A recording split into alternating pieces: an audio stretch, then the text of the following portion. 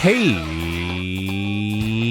everybody, and welcome to the Giant Bombcast, episode 823, powered by NCXT. Today is January 16th, 2024. The year is going by too fast already. I haven't even made goals for this year. I'm just going to continue in my New Year regressions. I'm your host, Chan Showa. Joining me, as always, co-captain of the ship. He's not making goals either because he is the goal. Speaking about goals this week, congratulations, Jeff Grubb. Jeff Grubb. We scored professional football goals. So many of them. Who is we? What is Detroit this Lions. we? That I am an honorary member. I think. They always talk about sports on this video game podcast. I know, Man, right? what the hell? Weird. God. Listen, we as fans, Shawn, I also don't like when people are like, we the team, but we as fans, listen, this one I'll make an exception for because it really has been my entire life. And I rooted for them when they were 0-16. So listen, I'm going to take the win. Yes, the royal we did it. Our own royal we, biggest sportsman on the block here at giantbomb.com. You can't stop talking about pickleball lately. It's his newest thing, Dan Reichert. That's my thing. Look, it's probably fun, right? I think you'd Probably. like pickleball. Like, I love racquetball, but I've never played pickleball. Racquetball, there's a lot of moving around. I feel like pickleball, isn't that one of those things where you can like drink and play and it's like a leisurely, kind of fun, goofy mostly thing? standing still. I like because it's like taking over the tennis courts, and so there's like beef at like every local playground or whatever. And I like the idea of people getting upset about their tennis courts, being like these damn pickleball kids. So yeah, big fan of that. Try it. I bet it would be fun. Speaking about these damn kids. We should do pickleball next time we're all together. Oh, we should do. Yeah, I have a growing list of in-person activities. Okay. Speaking about these damn kids are getting onto the podcast now. Turbo Shawn McDowell is in the building. Everyone. Hi. Yes, I'm realizing that there's a lot of light coming from this direction. If you can't tell, that's because there's like a foot and a half of snow. That's the direction I'm at, actually. No, that's all for me. I just radiate. You just radiate it. Yeah. That's why it's behind Jan and everything too. Yeah, Exactly right. All sides by Grub. Mm-hmm. Everyone check the current wind chill. Let's see who's winning. It's not going to be me, Winning? guys. It's not going to be Mine is, okay, negative 14 here. All right, let's see. Wind chill? Okay. Yeah.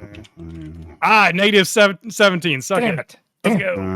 -9 is where I'm at. Okay, all right. I got Biggest second. frozen hellscape. Well, maybe Northeast Wisconsin. Let's go. Maybe it's colder where Jan is. Let's see. I don't think they report wind chill here in the Bay Area. What is the temperature per shoot? But Jan, do you kind of still want to complain about how cold it is there? 500%, but not amongst y'all. I'm freezing my ass off. I'm wearing it's cardigan weather here again. Also, cardigans are back in vogue for dudes. Oh, yeah. I'm sliving right now. Jan, y'all. Is it 58? Is it 58 there? What is it? It's probably 58. It's 52. It's like 40. Oh, it's 50. Yeah, it's in the 40s. Oh, my chilly goodness. Shiver me boy. timbers. Oh my goodness. Hang on, Jan, I have a question for you. How many layers do you think I wore on my upper body yesterday when I had to go to the store? 4? 5. I was one away. One of them How was many on the lower body, Jan? you just had like a garbage bag filled with milk to insulate you on the way to the store. Oh, you're fine with a garbage bag full of milk, but unlimited milk at a buffet is okay. That might be the grossest thing I've ever heard, Jan. What is wrong with you? I did have to put the Christmas tree back into the shed yesterday, and so I had 5 layers on the upper part of my body. And I was still wearing shorts, and it was definitely like negative 25 last night with the wind chill. And I'm just like, All my feel it. It's just outside. Honestly, all my it's probably Christmas a medical stuff- condition if I can't feel it even then. They'll probably should get that looked at. Feel like all my Christmas stuff is still on the floor of the garage, and every time I go to the car, I'm like, gotta bring this out to the shed, but it's like no fucking way right now. It was rough. Yes, I was just like, we had to get that tree out of there, but everything else is waiting. I went to go get my mail this morning, and our mailbox is inside because it's an apartment. I was still very cold going over there, and I had like 3 layers on. Feel bad for me as well, guys. I need that. Yeah. We're feeling for you. Sorry, Jan. Yeah. You know, this is these unprecedented times. There's nothing funnier to me when a dog falls into a hole, especially when it's like a small corgi and they fall into a gopher hole, and then they just get sad about it. Or like when a dog tries to jump up onto a couch and they just biff it completely. Like that's hilarious. It's the best. It's the best. I'm not advocating for dogs to have accidents. It's just funny when they have little goofs because they're all a bunch of goofy little guys and gals. Dogs are like one of the best animals at feeling shame because it takes a lot. It looks like for them to feel shame, but when they do, it just makes it all the sweeter. Oh yeah. Gosh, we're a little light on games this week, mostly because stuff is under embargo. Right, and we talked about Prince of Persia on Friday, but and we'll continue to talk about Prince of Persia today later. So Shawn, we asked you to be here today so we could talk about the most important game, and it's not really a game; it's a sport, really. It's sports entertainment. Losing interest. Really losing interest. Okay. There we go. Yeah. When all else fails, and we need to pad out time, baby, we can always rely on wrestling. Yes. I'll play along. I'll talk about wrestling with you guys. Thanks, Dan. Thanks, Dan. Yeah. Hey, when did Drew McIntyre get really interesting? When did he get good at promos? Yeah, like really good. It's when he just started like saying what he really thinks, I think. He's been very fascinating lately. And this weird character of like he's kind of being booked as a heel, but he's not saying anything that's like unreasonable. Like that promo with Seth where he was talking about trying to make his parents proud, but then like having to, miss them. Like the day passed while he was, plying his trade around the world. It's like, damn, this is like an interesting, nuanced heel. I'm starting to believe that we're not going to finish the story this year. Yeah, maybe not. I could see a triple threat.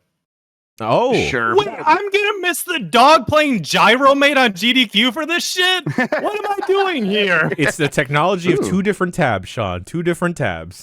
Yeah, you don't. Yeah. Y'all talk about your wrestling. I'm gonna go watch the important shit, Dan. Is it really? Is the dog really playing Gyromate? Yeah, dog's gonna play Euromite, Dan. I don't want to stop.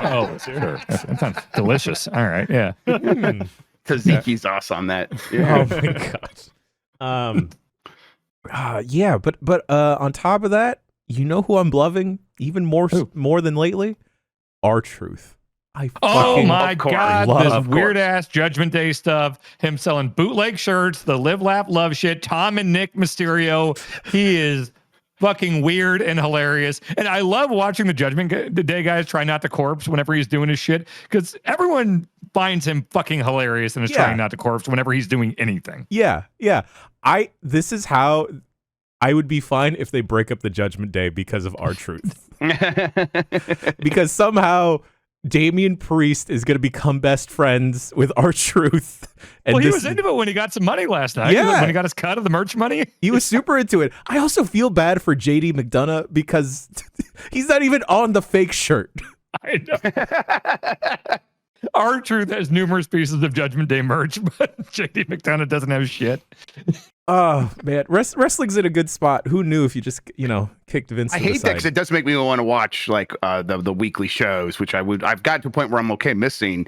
But now I do feel like I'm missing out by not at least catching some of these. Even like watching or catching up on like Squared Circle and watching the GIFs doesn't really feel like enough anymore. So I'll probably put this on in the background now and play some games, I guess. I think that's what I got to do. For many, many years, ever since like kind of like the Daniel Bryan type, that wrestle like 10 years ago or so, I was watching week to week. And pretty much since then, I've watched the occasional one or if there's a standout match or followed stuff just online or whatever. And like, I didn't even watch week to week when I was working there. And now it's like fucking 3-hour Raws. I'm watching from beginning to end. I'm like, God damn it. Everything is going places. Everyone's got a character. Everyone's got a feud. It's fucking good now. We should do a Power Bombcast maybe right after the Rumble, right before. I think after the Rumble when we have kind of a vision of what's going on with Mania. I think. Yeah. Let's do it. I know we chatted about this before, but like any updated picks on the Rumble winner? Shawn, you go first. Money.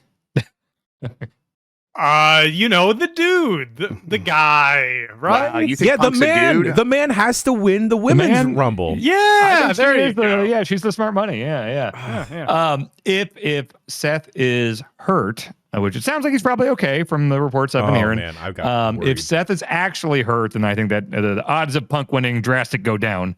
So we'll see then. Maybe then it's Drew or The Rock or who knows? But I think Punk's the smart money, assuming Seth is healthy. Yes. Grub. Like I have been watching much recently, so yeah, I assumed it was going to be Punk. That's what I've been assuming just from like glancing at everything. Well, here's the thing, Grub. I distinctly remember it's probably the last Power Bombcast we did. Everyone was very, very sour on Punk, just like disappointed. I can't imagine him back in the WWE. And here I am, like a fucking mark, going like, yeah, I think Punk should win. Punk should main event night one. It makes sense. To be clear, nothing we were saying back then has changed in terms of our thoughts on the dude and stuff like that. Yeah, but as far as he's always been a fascinating wrestling character, and part of that character is him just being him and all the drama and bullshit that comes with that. It makes for fascinating television, especially when there's the stuff with Rollins where there is real life beef between the two. It makes it feel much more real. So like, and he's been on good behavior because it's kind of his last chance, which Drew has been reminding him of.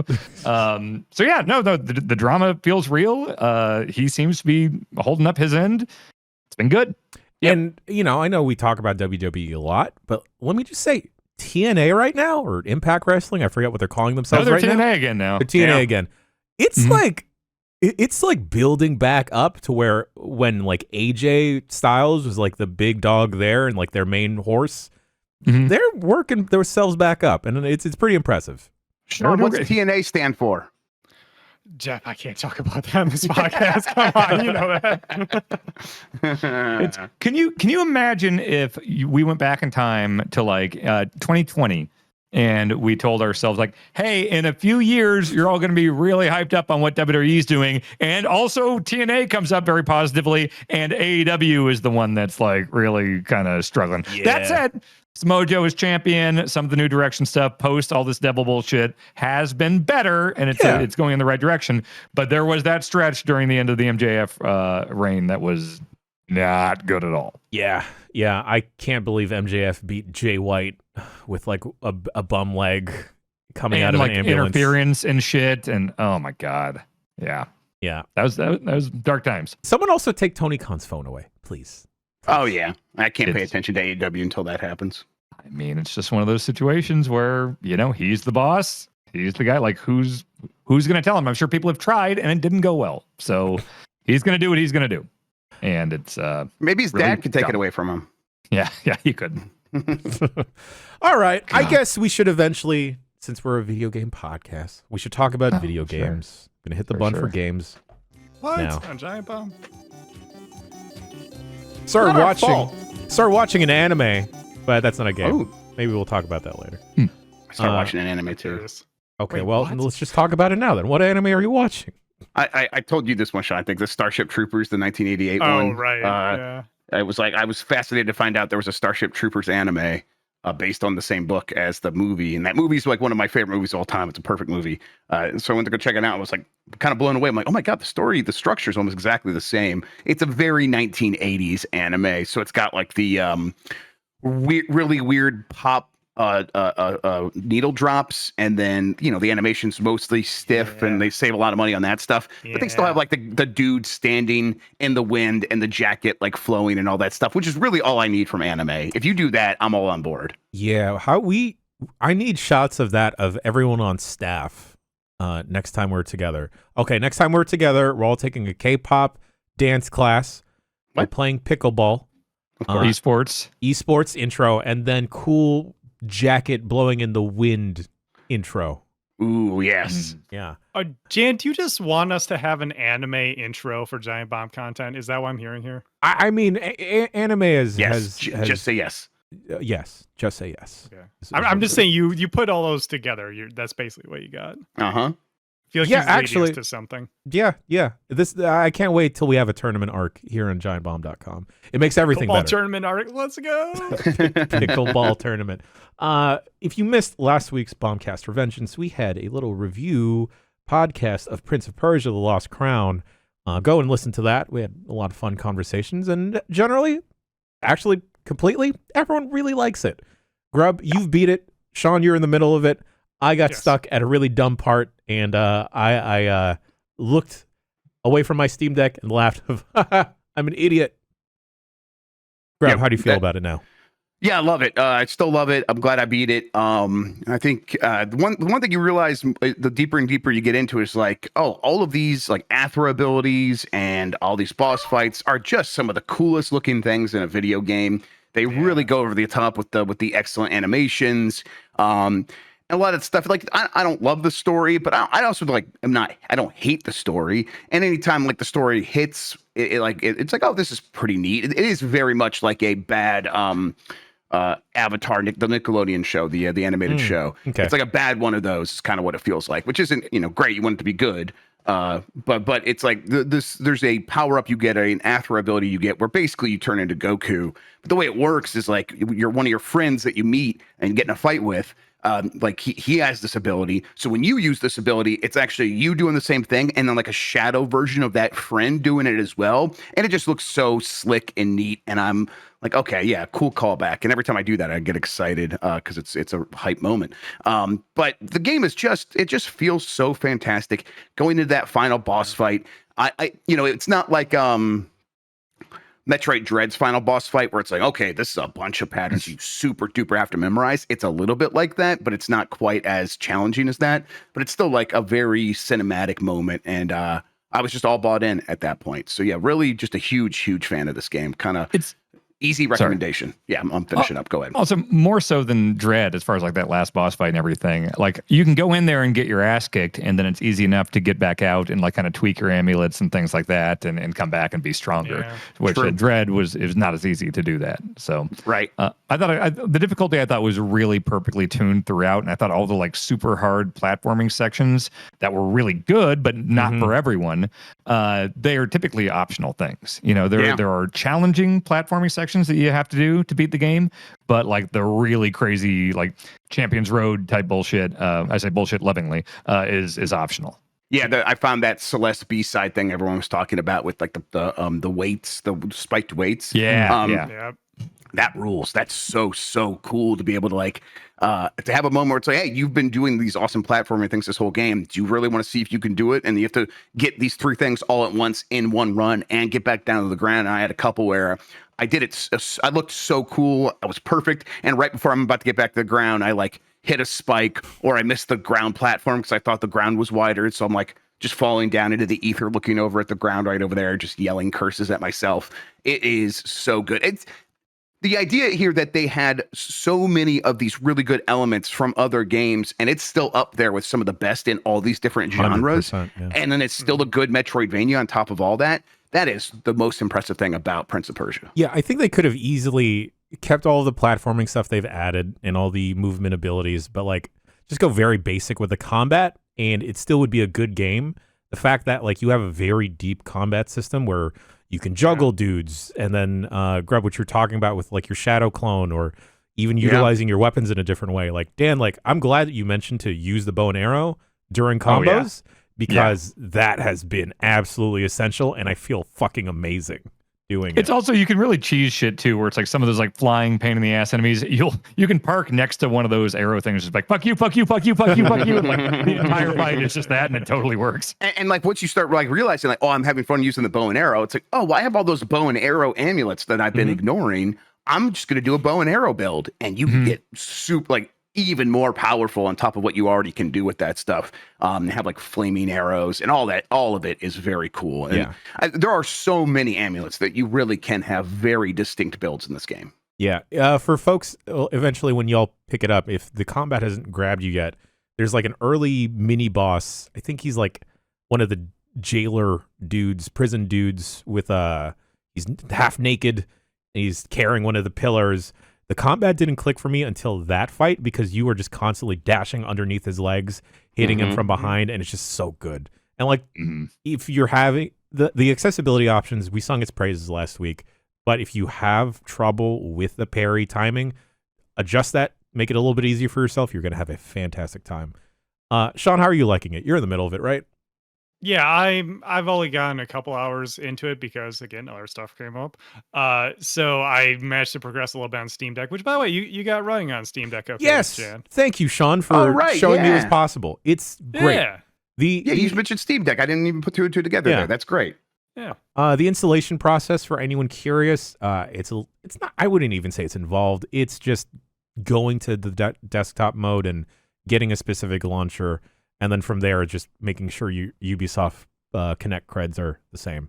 Yeah, if you're comfortable doing that kind of thing on your Windows desktop, you can totally do it on Steam Deck. That's fine too. And then can you launch it from the standard like Steam Deck mode? Yep. Yeah, you just got to add it to Steam. And I use a little program that lets me add artwork to it and everything, so it just looks like any other game on my Steam Deck. So it's like the emu deck type stuff, like making it so you can run that stuff from. Okay, yeah, that's not too bad. Steam Deck dev is so good at this point. There's always a tool for something that automates a lot of this stuff. But yeah, no, I'm really enjoying it. I the more I play it, even when you guys were talking about the end game stuff or being early game stuff, I was thinking about. Boy, that's some Metroid Dread shit right there. Like especially having an early boss that you slide under and have to learn the combat through that and everything like that. Yeah, but the sincerest form of flattery, definitely, because I every time I play this game, I'm like smiling. It's one of those games where I do something cool. I'm like, oh, that was fucking awesome. I love this game.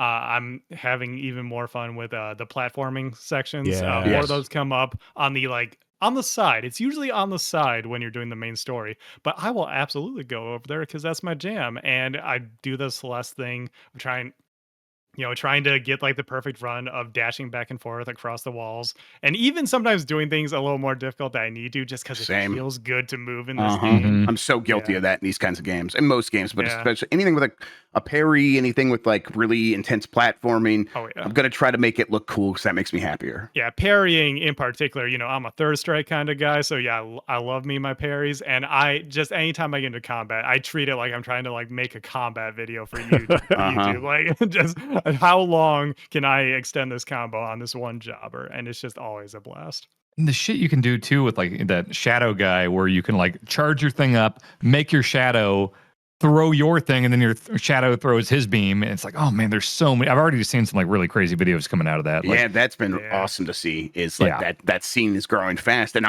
is the game actually out now? I think did it come out? Is it early Ubisoft? I put it in my calendar. Yes, it's out in early access for the whatever Ubisoft thing they do, and that comes out on Thursday. Okay. Right. Okay. Yeah. So it's just seeing people already going ham on this game with the awesome combat videos has been really cool to see. Well, and for a game that has so many different abilities, you would think that there'd at least be a couple times that you get a new ability and you're like, okay, whatever. But pretty much all of them were okay, I can do a lot of shit with this now. Yeah, I think they really did figure out the sort of escalation curve with those abilities in a way that really is impressive because, you get the double jump pretty late and then there's some abilities beyond that. You're like, okay, yeah, I was expecting to get something that was inconsequential. And it's it just never happened. Everything completely improved and changed how I was playing already. Yeah, Dan said, the difficulty curve, I feel is just perfect. It just expertly ramps up. There's the kind of little difficulty spice you want, the tiny ones where it's okay, I've reached a challenging boss, but it's not pushing me too hard for what I can do right now. And I love that too. Well, all the double jump and the air control stuff is already so good, in the mid game, and then you get that RB ability near the end. It's oh man, adding this, it's this is a crazy amount of air control. The game's $50, and I think some people are hesitant for one because Ubisoft games are going to drop in price really fast. But if we take that out, is there any doubt in your minds that this is worth $50? No. Yeah. No, I mean, I happily spent $60. Well, I spent what was it, $80 on a collector's edition for Metroid Dread. Right. The game is good. I absolutely spend that amount on other games of that length, and I think a lot of people still have. Unfortunately, it's kind of a toxic internet opinion to have of this is a 2D game. 2D games aren't worth it. It's get the hell out of here with that. Just because it's not a Naughty Dog game or a big budget, coalition game that looks absolutely gorgeous. No, the game is still very fun. It has a solid length, even for a Metroidvania. Yeah. And no, it's absolutely worth it, I think. 100% agreed. Yeah. Agreed. And I'm not, I think I might be around where Shawn is in terms of completion of the game, but it feels like a fuller game than Metroid Dread. And Metroid Dread was full price. When that came out. So I wholeheartedly recommend this. Again, Ubisoft has their weird subscription thing. So if you're a little bit hesitant on that, maybe go sign up for that subscription thing for a month so you can try it out. maybe someone get in your the chat time. just pointed this out, and this hurts me. $50 is the new $40. This Yeah. is the new budget Oh, price. yeah. Absolutely, Yeah. 100%. That Oh, happened man. like a year ago. Yeah. Yeah. Unfortunately. If you like, I would do that $15 thing if you're price conscious. But there's also a bunch of great Metroidvanias you probably haven't played yet. So if you're like, this one reminds me a lot of Strider, that old one from 2014. 2014. The Yes, thank PS3 you. one, yeah. Yeah, and it's like the combat's very similar. This builds on that in every way. This is better than that in every way. But yes, it's still like there's some hidden gems out there. It's definitely the type of game where this was not a team that was told you're making a Metroidvania out of this IP. This was a team that said, we love Metroidvanias. Yeah. We understand how they work. We are going to make our take on this genre. Nailed it. Didn't there used to be like a $20 tier? I feel like in the PS2 era, like remember that ESPN 2K5 football game that was $20? There was Katamari Damacy was like 20. Yeah, it 20 years ago.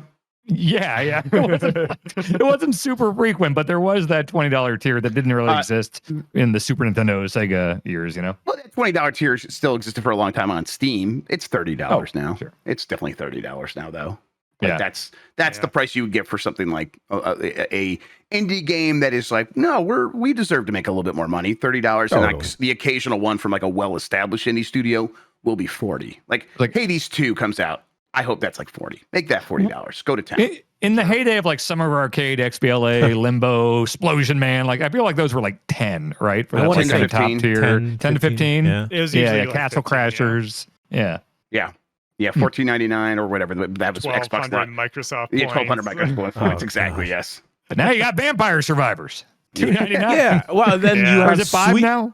You have Suika, right? Which is $2.99 on the Switch. Oh yeah. And you got to play the Switch version. The browser version, the physics are off.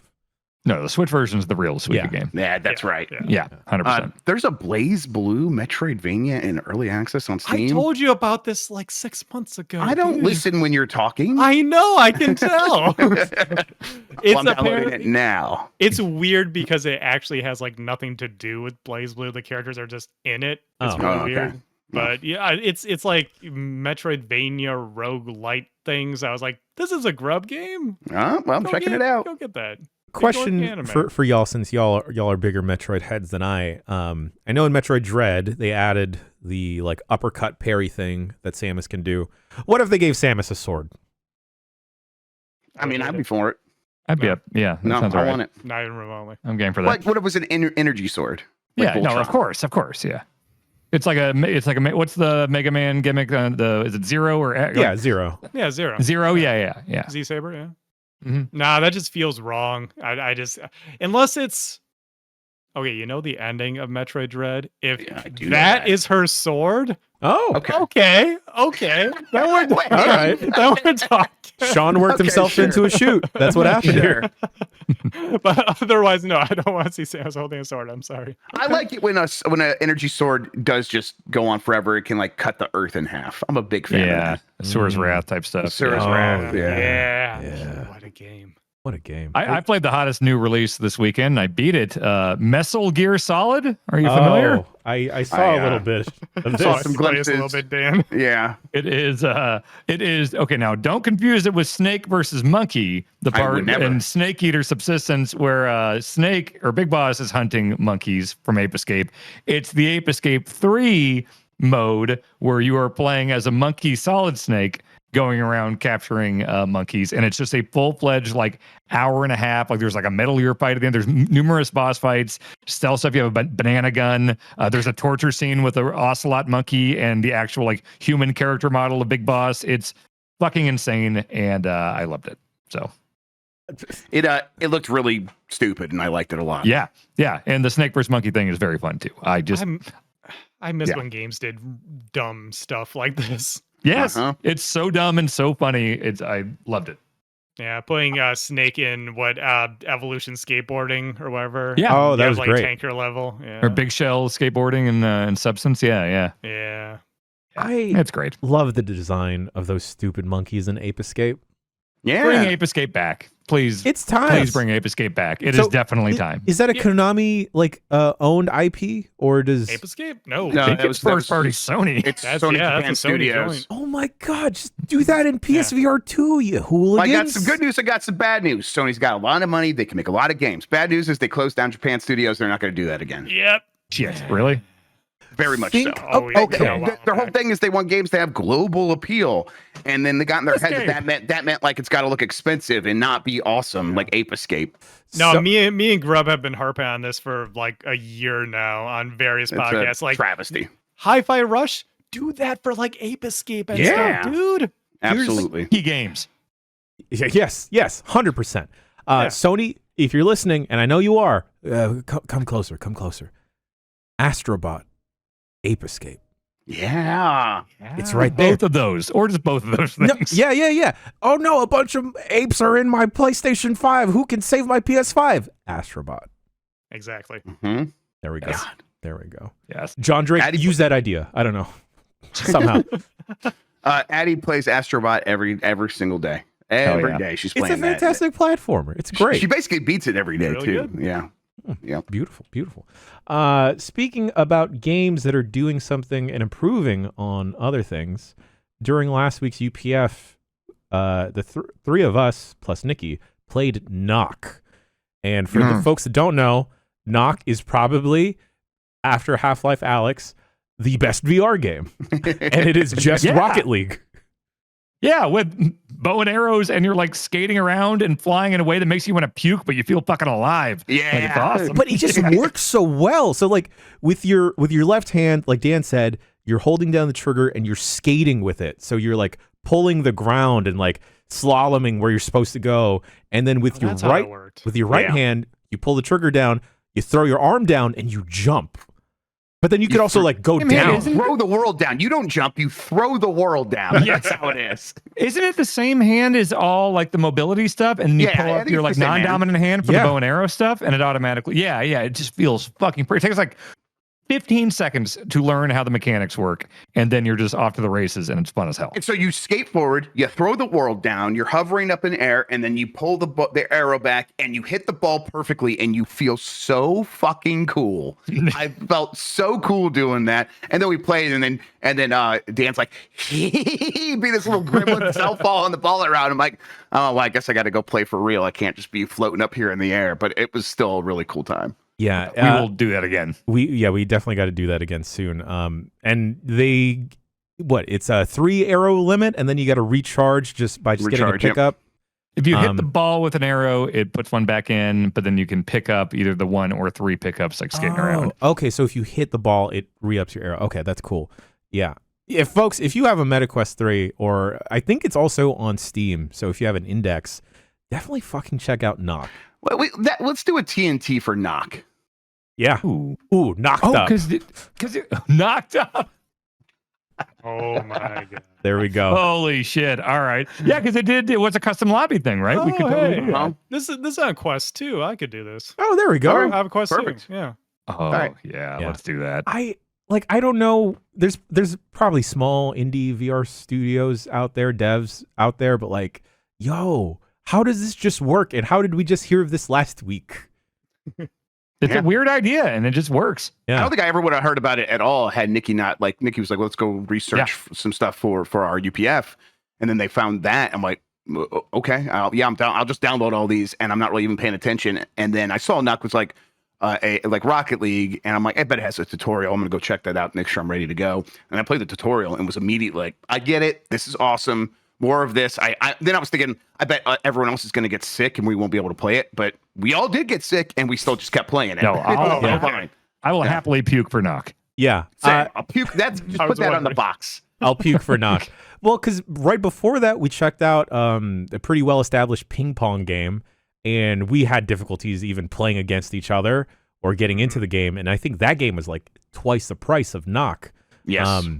It's been around for a long time too. It's been out for a long time, so they've definitely had the time to iron the kinks out. But I had a much more fun being a weird cat person. Yeah, in Knock. Octopus Yeah, in Knock. thing. It was it was like a weird like glob with arms. Yeah. God, I It just was want to be a like, god of arms again. Starfish. I had a great time in 11 table tennis though because I destroyed you.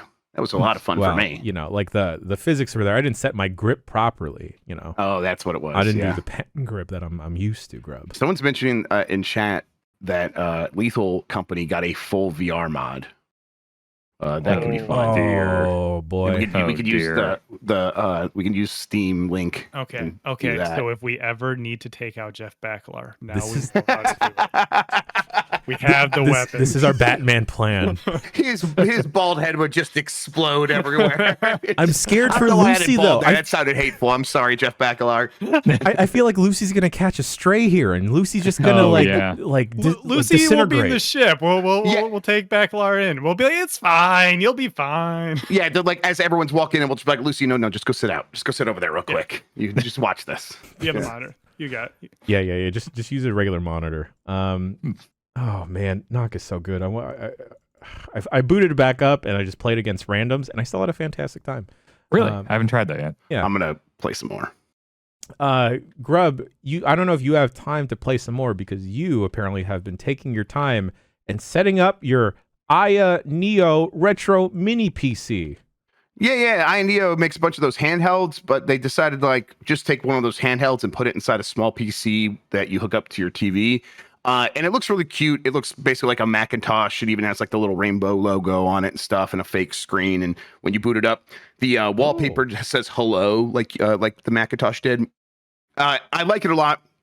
It works well. I got the Ryzen 5 model instead of the Ryzen 7 model, so it's even like the more affordable version that I think is like not. I think it's like 200, 300, not even. It's like super affordable. I think it might be 3, 5, and 7 because I was looking. I think it was the Ryzen 3 is like 200. Okay, yes. This might actually be good for a home server. Yes, exactly. And then I'm like, I'm gonna move my my Plex server is getting moved over to this because I'm done with the Shield. The Shield is a little bit too cumbersome at this point. So yeah, Plex server's moving over to that, and then I'm setting up to play retro games. And I'm like, you know what? EmuDeck got updated for Windows. I was going to try that, and I went through that, and I set it all up, and I started trying to play my games, and nothing worked. Like maybe the NES games worked, nothing else. And so I was like, okay, I'm sure some of these are BIOSes, and I got all the BIOSes set up, and still basically nothing worked. So I'm like, okay, this isn't quite there yet. And to be fair, EmuDeck for Windows is in like a beta phase. It's early. But that was like, I'm at a point where of course I still enjoy setting up my emulators and all that stuff. But I got to a point where like I've done that an infinite number of times in my life. I kind of just want to get back to playing the games and not like setting everything up and being like, oh, look what I've done here and being so pleased with myself. And so I'm kind of believing in the dream that I could press a button and have it all just happen automatically was beautiful. And it's like, okay, we're not there yet, at least with Windows. So I'll go in there. I'm going to update these emulators myself, but I got like a 512 gigabyte USB 3.2 stick that I'm putting all the games on. I might put Batocera on there, which is a build of Linux that is specifically made to just be a front end for emulators. And it completely, like, you would just boot into that instead of Windows. But this thing already has Windows on it, and I was like, I'll try this first. Now that hasn't really worked, I think I will go the Batocera route. The problem with that is sometimes for these newer PCs, you have to go into the BIOS and turn off some like security features to get it to boot into Batocera. And that sounds like a headache. And I don't know if I want to like have it work that way. So I have to like set it up every single time or go in and like flip back and forth if I want to go back into Windows or something like that. And if I want to use it as my Plex server, I'll have to do that. So I'm like trying to figure out what the best solution is here. But I'm here to report these mini PCs have gotten very, very, very good. Yeah. And if you are looking for something to like, hey, I just wish I had something I could connect to my TV. It can handle all this other stuff that like, oh, some of these smart apps get close or I have my console set up. Yeah. But if I could like have a PC that can do all this emulation, do all the extra stuff I need, and then can stream from some of these other devices when I needed to, this seems like a really good solution for that. So I've been really happy with it. Grub, when is enough? How many of these do you word? need? What's that word? Man's got thickness. Don't. I don't know. Listen, I'll talk about the slide again if you want. If you're not careful, just show me the slide. Just show me the slide. Yeah, absolutely. Just listen to the clunk on this because it's spring loaded. Oh, that's good. It goes with force. What is that thing? The Aya Neo slide. It is. Okay. It's from the same company, and it's got a full keyboard underneath the screen. And the best part about it is the like amber coloring on the keys, which reminds me so much of the Sidekick. Like just looking down at my little fire in my hands or whatever. But it also has windows Jesus and all this Christ. stuff. Actual caveman. Actual caveman shit. That's right. But it's this has a 7840U, which anyone who's been paying attention to these handhelds, will know that's basically been in all the top end handhelds, and it runs games really, really well. It's not quite as powerful as like a Asus Roger Ally, but it's still very powerful and can run most of your games. And I'm enjoying it. It's a little bit smaller, but it's also kind of still thick and heavy and stuff. I might be interested in that because like I had a long session of playing Prince of Persia on the Steam Deck, and that bad boy, the original Steam Deck, it's kind of hefty. It's a little hefty on the hands there. Yeah. This one is still pretty heavy. That's the thing. Okay, well, dense is the difference. Yeah, dense. Exactly. I'll do a comparison. If you're looking for a lighter one, there are things from Neo that don't have the keyboard that are significantly lighter. They just announced that they're pulling out the Neo Lite, I think is just what it's called. And that's just going to be a $300 entry level thing if you just want to play like lower level games.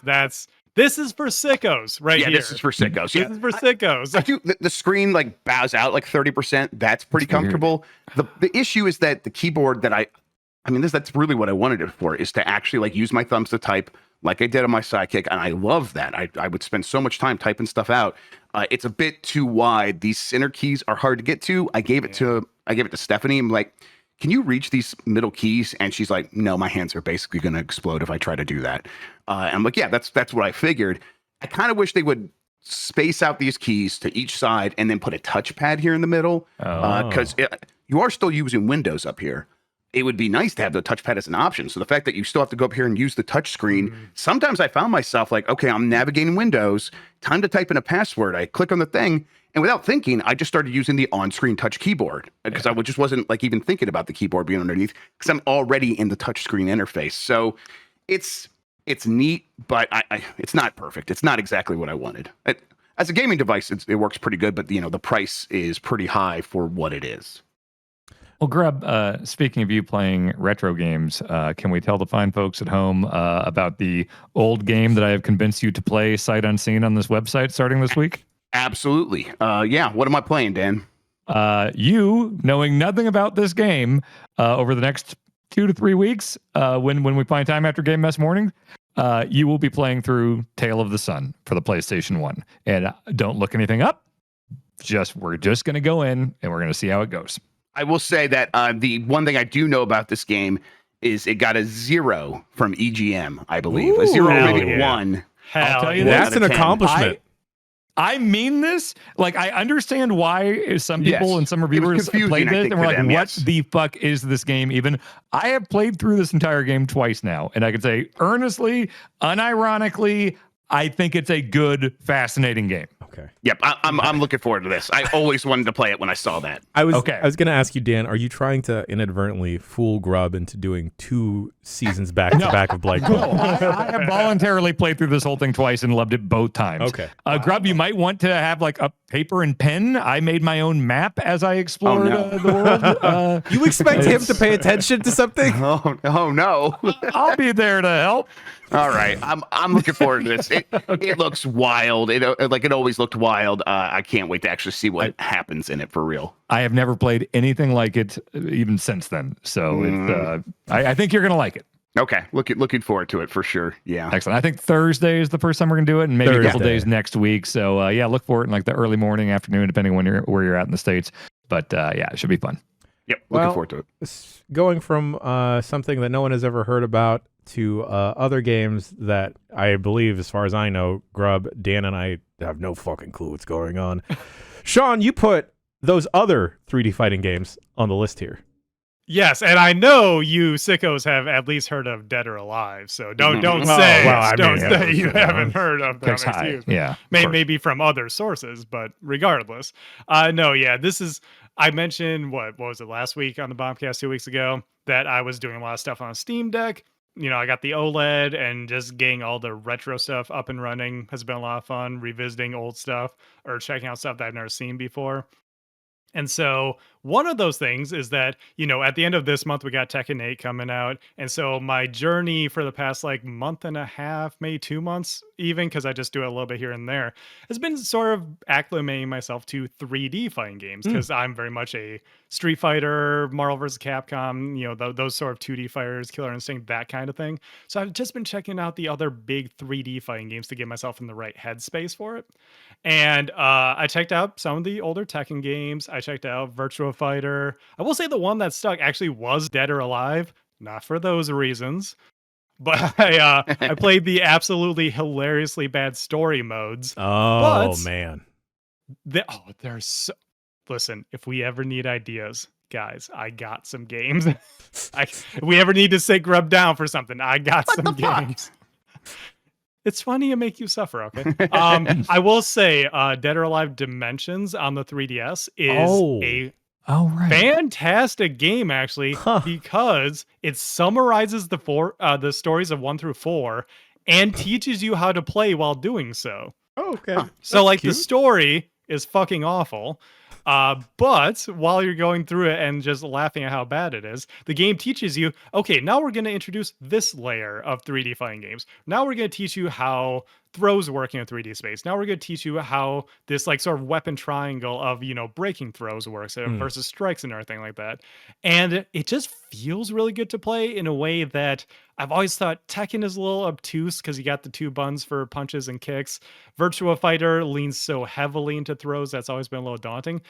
Dead or Alive, you can kind of just like do a 3-hit combo with punches or like a 3-hit combo with kicks, and then you can figure out on the fly how to string them together. It's really freeform.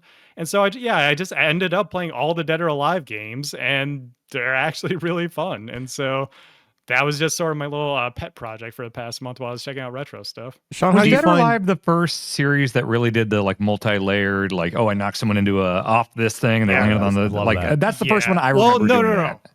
Virtua Fighter did a little bit of that first. Okay. Dead or Alive was definitely a one where it's like, I'm going to knock you off this cliff and there's going to be like a cinematic of us falling and me like punching you and then you slam into the ground. I thought that was pretty cool. Yeah.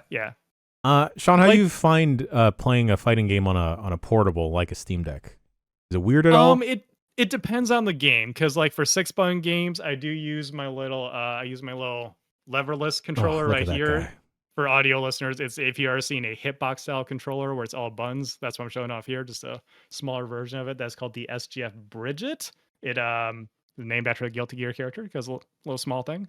But for any like other fighting game where I'm not used to that layout, I feel like it's okay to play on controller. Like I was alternating between Steam Deck and sometimes desktop for these games. And I felt like, using a controller for a 4-button fighting game is okay, especially if it has a good D-pad. Steam Deck does not have a good D-pad, but like I mentioned, for a lot of that, I was playing on a 3DS, which has an incredible one. The Xbox controller currently has a great D-pad, and so for those games, it was definitely okay. If I was trying to play something that was 6-button, though, I would probably fall back to that over there, though. Okay.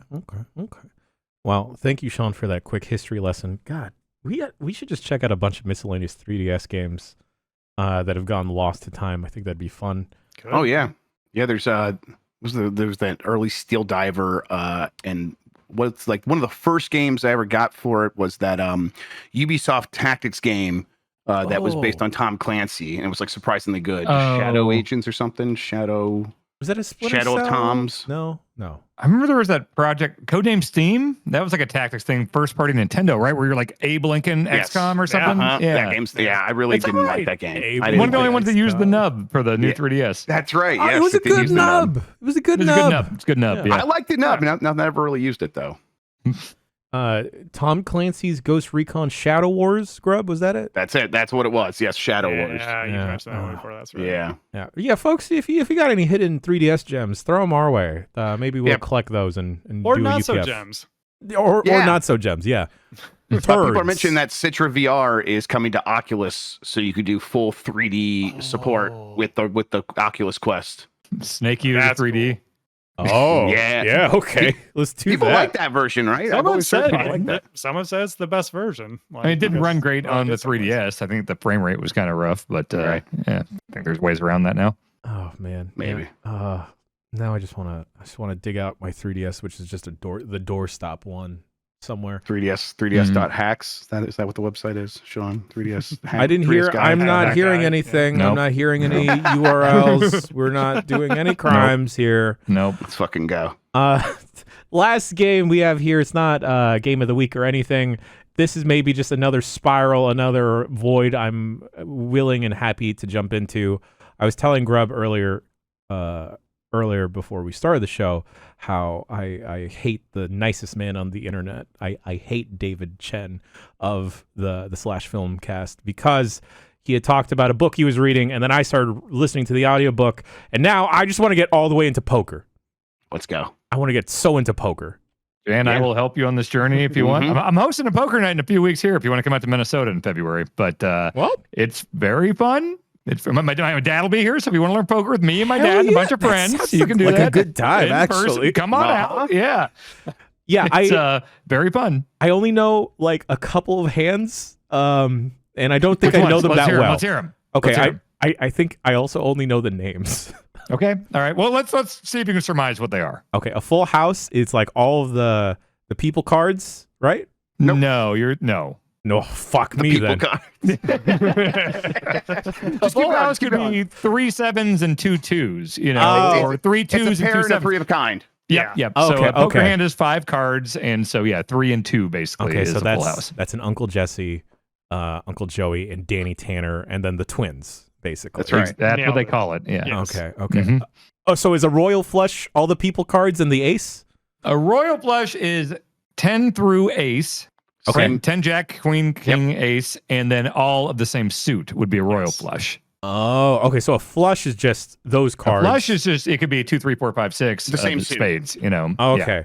So Now, I always mix up. Is the flush is higher than Flush is straight, higher right? than straight. Yes. That's the one I've Yes. been trying to memorize for forever. Yep. And then there's a straight flush, which is like, let's say you had, 7, 8, 9, 10, jack, queen of hearts. That's a straight flush. okay, how come sometimes when people play poker they only have 2 cards?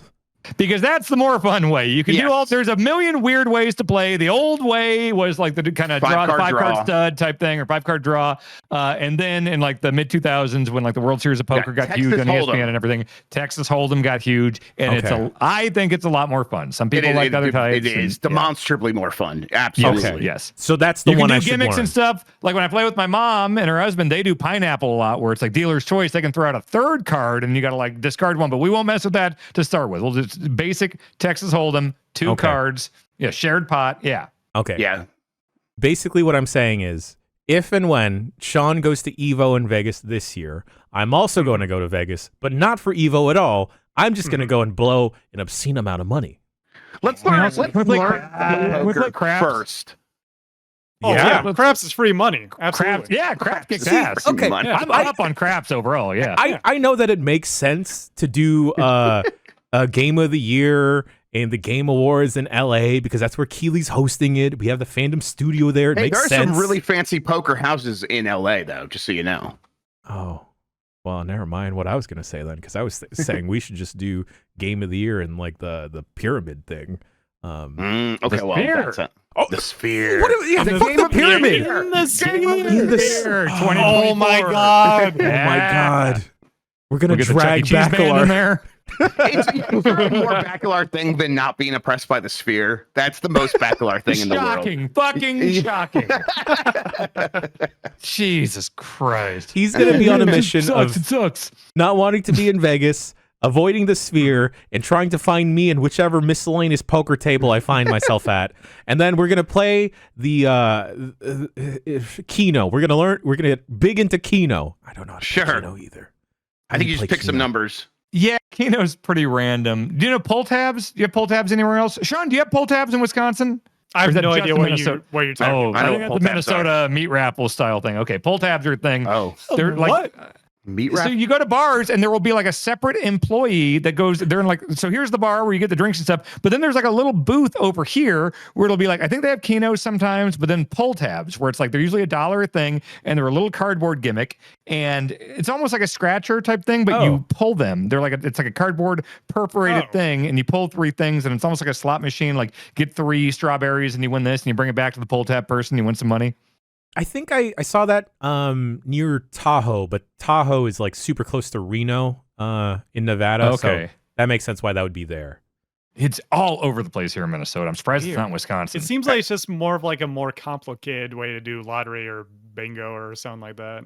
Okay, that's like a scratcher basically. It's pretty simple. Yeah, Scratcher. Yeah. I have $100 scratcher. It's been sitting in my car for a while. I shouldn't say that on the internet. But do those expire? I should probably go get that. I don't think so. Yeah, but it probably seems like it shouldn't expire. I don't believe so. I used to do some of this stuff when I worked at a grocery store. I don't think they do. Okay. We did a white elephant. Everyone scream ass. Yes, they do. Okay. Never mind. Probably not after a year though, right? Well, cash it in now, Grub. Yeah, okay. Well, I will do it today. We did a white elephant thing with the family for Christmas, and you know how you like steal up to 3 times like each item at a white elephant. I don't know how everyone does it different, but basically my dad's gift that he brought was a Quick Trip gas station gift card and 3 scratcher tickets, and then he spent the entire white elephant trying to get it back for himself.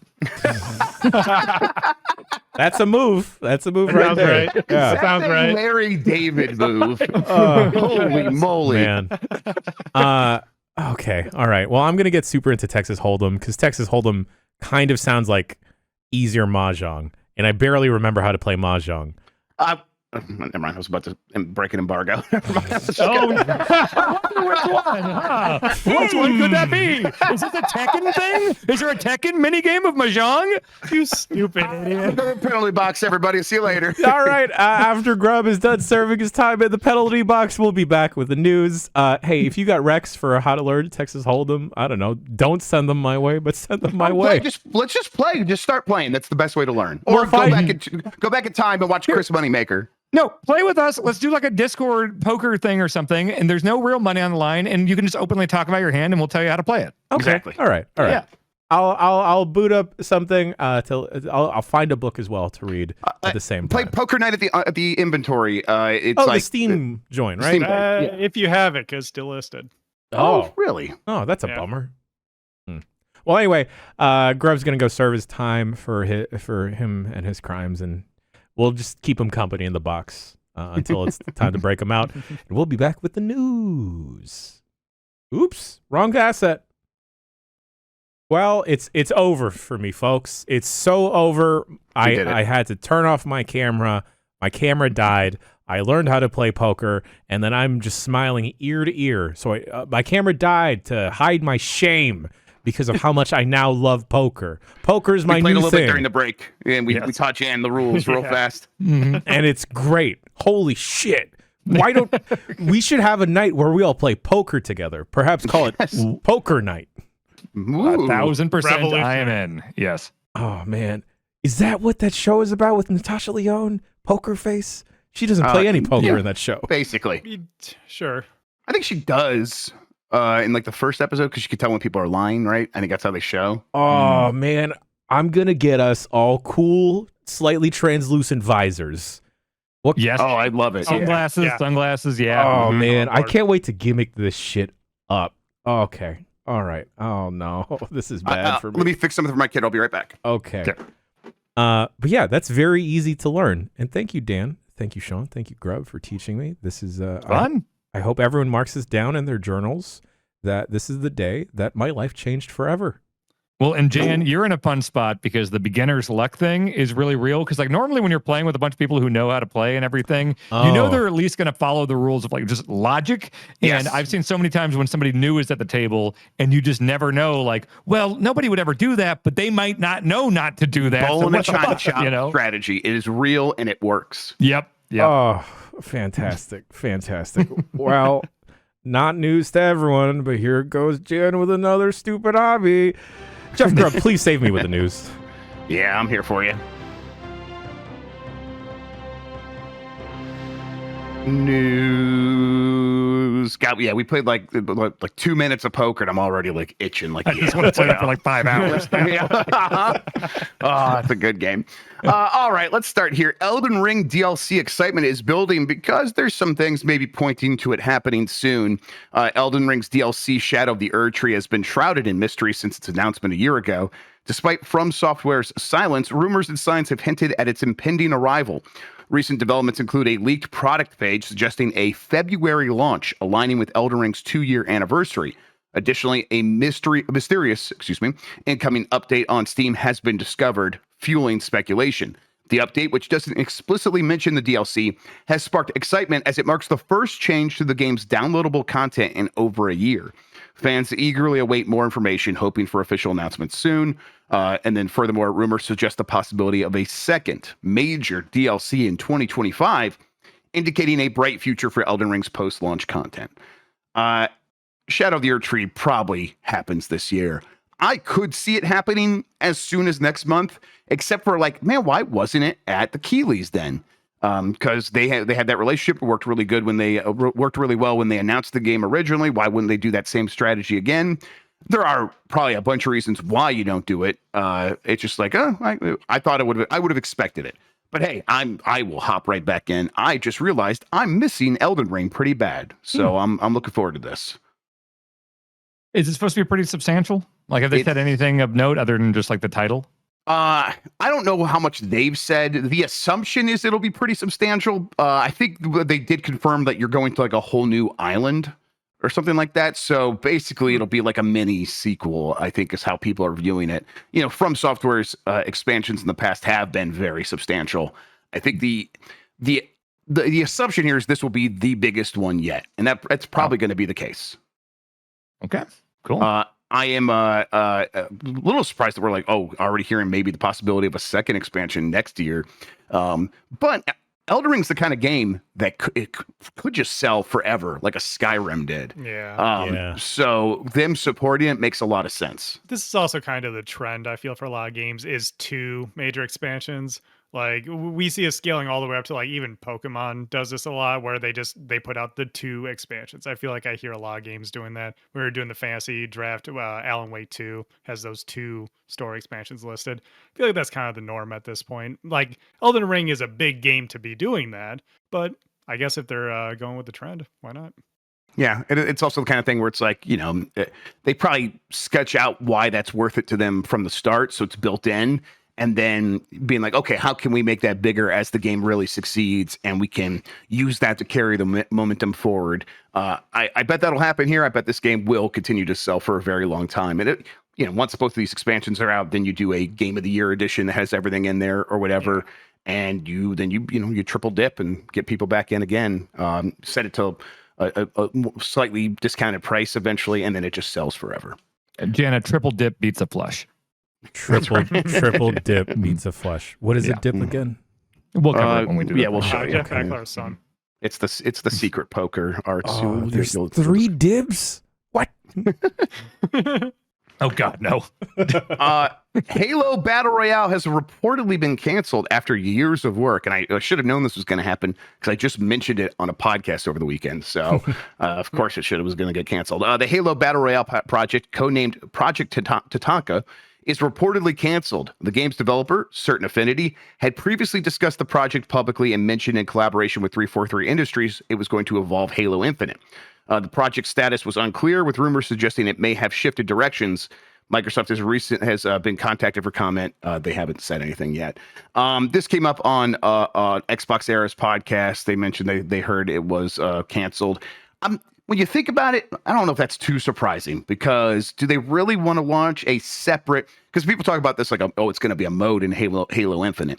Seems like that's not exactly how it would have worked, because this was made in Unreal Engine, probably would have had to stand on its own, and then would have required a support team of its own for years and years and years, kind of no matter what it ends up doing, whether it's successful or not. And even if it's successful, that's like a big burden to carry. And right now they're building up Halo Infinite back to like a place where people are pretty happy with it. Maybe it makes more sense to just focus on Halo Infinite instead of dividing that audience. So I don't know. Is anyone here like bummed out you're not going to get a Halo Infinite Battle Royale? Not particularly. It never made a ton of sense to me. Like I was thinking about the environments of Halo Infinite, and it's a lot of, the Pacific wooded area stuff, all that. And I was just like, I don't know if I want to do a battle royale in that area. Even if there is cool stuff like the grappling hook and everything like that, I don't know. It always just felt off to me. I don't know if it necessarily would have been there if it's its own project, but just Right. like the vibes of Halo Infinite felt like it wouldn't have fit if they were trying to go with that theming. When I was playing Halo Infinite and I was going through that map, I felt kind of the opposite. I was like, I think a big like 100-person shooter could make sense if you like lopped off a section of this larger map and let people just do stuff in there. But that was definitely informed by like having the grappling hook and all this stuff and getting around. And I don't know, I imagine just like, okay, you know, hiding in these areas and getting used to the environment. But we did hear that this was a whole other engine was going to be completely separate from that. And I'm like, oh, that doesn't seem like it would be worth it. By the way, then. devil's advocate for that, because since I'm one of the Call of Duty sickos around here, I will say there was an overlap period when MW3 was coming out where you would fire up the Call of Duty app. And if you wanted to play Warzone, it would behind the scenes fire up MW2 because they hadn't yet like upported it to like support all the MW3 stuff. So theoretically that could have worked, but yeah, it wasn't. Sure, right. It, like that is probably what would have happened. It's just yeah, I think they start looking at it then. It's like, okay, then they need the separate support team and all this stuff. And I think all those combination of factors probably does drag it down. Yeah. They probably would have presented it as a mode, but it would have been its own thing in many respects. I don't know. For Halo, I mean, it's still in a tough spot. I think Infinite's a very fun game to play, but it's not like the top tier franchise game that Microsoft maybe needed it to be. What's next for Halo? They probably just come back and try to do another sequel at this point, right? I think that's the move. Yeah. Like I can't. There's enough problems with Halo Infinite, and like you said, Grub, they're building back some positive momentum, but perhaps releasing that battle royale, and if it was like, you know, poor state at launch, it would just kill whatever building momentum they had. What is it? Is it a numbered sequel? Is it Infinite 2? Is it 2 Infinite? Yeah, is it open in the way that Infinite was, or is it more linear campaign the way? Yeah, I like the Infinite campaign. I thought it was fun. I liked it a lot. I really enjoyed it. We should, that 4-player co-op got put in there. We never touched that. Maybe we should go try that sometime. That'd be fun. Sure. Yeah, we talked about that. I bet they kind of walk away from the openness a little bit, and they do go back to kind of level-based Halo. Maybe just try to play the hits a little bit. It's a time to just make a game that they just call Halo 2027 or whatever. Oh yeah, God, probably. Yeah, probably. I mean, that time, right? Infinite was already supposed to be like sort of a soft reboot, and it's like, how do you reboot a soft reboot? Maybe give it the same name as the first one. Yeah, that's how you do it. Put a year on it. They would have to do something else. Yeah. Stalker 2 has been delayed again. Stalker 2 Heart of Chernobyl, which I wrote down here as Chornobyl. The post-apocalyptic shooter sequel by GSC Game World has been delayed again and is now set to release on September 5th, 2024. So not getting moved out of this year, but just later into this year. The decision was made based on fan feedback after they received thousands of players testing results. And a lot of people enjoyed the game, but they said they want more time to polish it up and make it better. Of course, this is the studio that was in Ukraine when the war started. It seems like most of them were able to get out and have been out for a very long time now, continuing to make the game elsewhere. But obviously that put a huge kink in the works and caused many of the original delays. And now they're like, no, they have a game. It probably could launch, but they want to get to a certain level of polish, which is understandable. Stalker 2, a sequel to Stalker, a immersive sim survival game that people love. I've never played. I always intended to go back. But it has a lot of fans. Stalker 2 will have a lot to live up to, so I don't blame them for wanting to put the best possible foot forward there. The game will launch on, I believe, Xbox Game Pass on day one. Yeah, it does. That's what it says here. So people will be able to check that out when it comes. We'll see. Ubisoft boss says gamers need to get used to not owning their games because they're not used to that yet. Ubisoft sees a significant growth opportunity in subscription services such as Ubisoft Plus if consumers can adapt to not owning games like they do with other media like music and movies. The publisher recently rebranded its Ubisoft Plus service and introduced a new PC offering, Ubisoft Plus Premium, which is available on PC, Xbox, and Luna for a monthly fee, includes a day one access to new releases, a sizable back catalog DLC, early access to title games or to select games, and more. And then has stuff like Ubisoft Plus Classic. Basically, the person who was interviewed here is the person in charge of Ubisoft subscription service, and they said the point is not to force users to go down one route or another. We offer purchase, we offer subscription, and it's the gamer's preference that is more important here. We are seeing some people who buy choosing to subscribe now, but it all works. And then he goes on to say, in other mediums, it's been much easier to get people to move to subscriptions, but for some reason, gamers are a little bit more hesitant, and they aren't moving as quickly as anyone expected to. I guess mostly I wanted to just like check the temperature here. How are you all feeling about subscriptions versus buying your games? I want it to stay where we have the choice at all times, unlike we do like Netflix. Like, there's no guarantee you're going to be able to buy something on Netflix. I think that we've kind of already reached where I think most people are comfortable. Is that where you all are at as well? Yeah. It's a weird comparison because I feel like there's a subset of folk, the music community and movie watching community that are getting back into buying physical. Like, I know on top of like vinyls becoming huge again, a lot of people are pushing to buy physical albums, and then same thing with movies now. Like, I have to pull my partner off a cliff of wanting to buy 4K Blu-rays of existing Blu-rays that she already has. And that's a slippery slope as well. Yeah, I saw that video from a couple months ago, just this past week, of Kojima at Criterion going through the closet there and putting the movies into the bag. And I'm like, I want that for me. Maybe I should get back into getting physical movies, but no, I can't. I do that with like all my favorites. So I probably got like, I don't know, 70 or 80 like 4K things. I'm trying to like do the thing where I'm like all my Blu-rays I'm getting rid of and bringing them to Goodwill and buying the 4K when they're on sale or whatever. And it's stupid because I did that when I went from DVD to Blu-ray. Right. So half of those fucking Blu-rays I brought to Goodwill were sealed, and now I'm just buying them all again on 4K, and then it's probably going to happen again. But I mean, most of the time it works. Most times you want to watch a movie, like even if you don't own it, you can go to Amazon and just, rent it for like a couple bucks or whatever. But like recently, Bonk and I really wanted to watch Near Dark, that Catherine Bigelow movie. We'd never seen it. We heard good things. We were on kind of a Catherine Bigelow kick. And it's like not anywhere on streaming. There was no way you couldn't rent it on Amazon or anything. I was like, all right, I'll just buy the physical media. And then I went to like eBay and Amazon and everything, and you can't even buy it. And so it's like on a rare instance, it's just like it becomes hard to watch something. But like usually 99 out of 100 times, if you buy it physically, you're good to go. I think that does highlight an issue, though, with games in particular. And Jan, this conversation just killed him, I guess. Yeah. Games are quite frequently delisted or changed or updated in a way that people don't like, and sometimes they become different games. Sometimes the games aren't available anymore. It is so difficult to just go back and play old games that there are people who see preservation efforts such as emulation as piracy, because that's what they've been trained to do by these corporations. The problem is, all right, what's your solution? Like, how are we going to access this old media without becoming lost to time? And that's where people are hesitant going into more subscription-based stuff, not owning your games. Like, people are still getting used to owning digital games because you're quote unquote owning them. You're licensing them. You're not actually, you don't have a disc in your hand.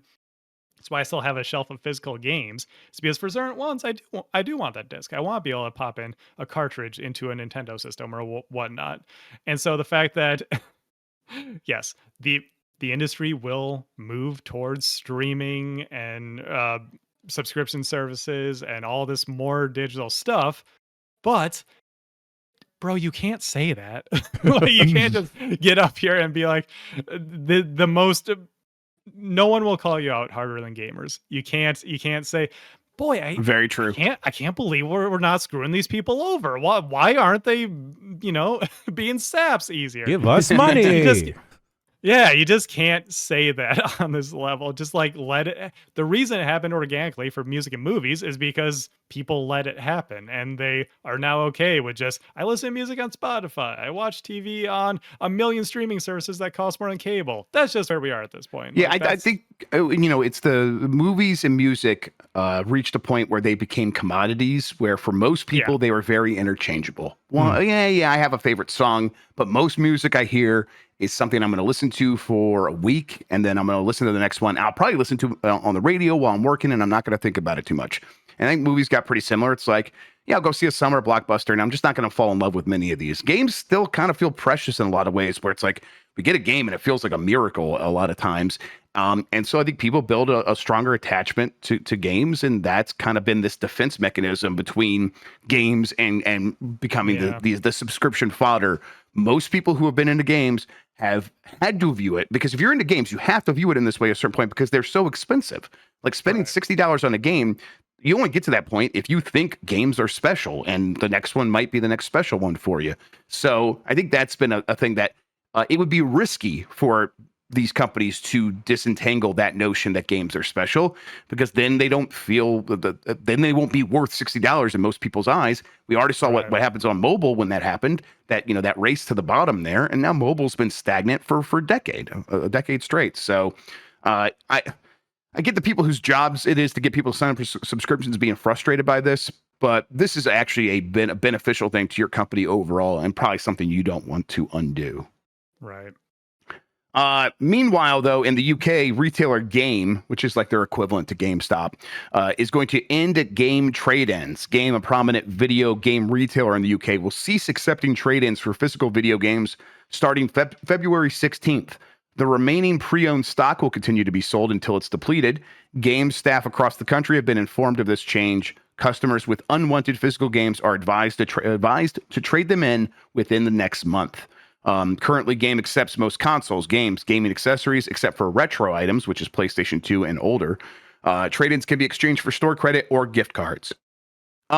This is a little bit surprising. That's like we're at this point, but I start to think about it. I don't know many people personally that trade games in anymore. I know some. My sister does, and I get why. It's like, you know, games are expensive, and if you're going to blow through a game in a couple of weeks and you can still get, you know, $30-$35 for it or whatever, I mean, that helps. So like, I see why my sister does it, but like the convenience factor of like not having to line up at a midnight release and everything kind of trumps that. But it's kind of a bummer, because I mean, this has been just another on the line of like the slow death of the way I bought and traded in games growing up. Like Funkoland was my whole thing growing up. It's like, all right, the Genesis came out, I'm trading in my NES and all this stuff, getting a Genesis. Okay, the PlayStation's out, trading in the Genesis. Like, that's how I was able to keep getting new games and stuff. Yeah. And it was almost like a fun thing, seeing like, you know, the trade-in values of everything. And sometimes it'd be like, oh, trade in any 3 of last generation's games and you get one of the new generation's games. Like, it's just that whole trade-in culture was how I got games growing up. So just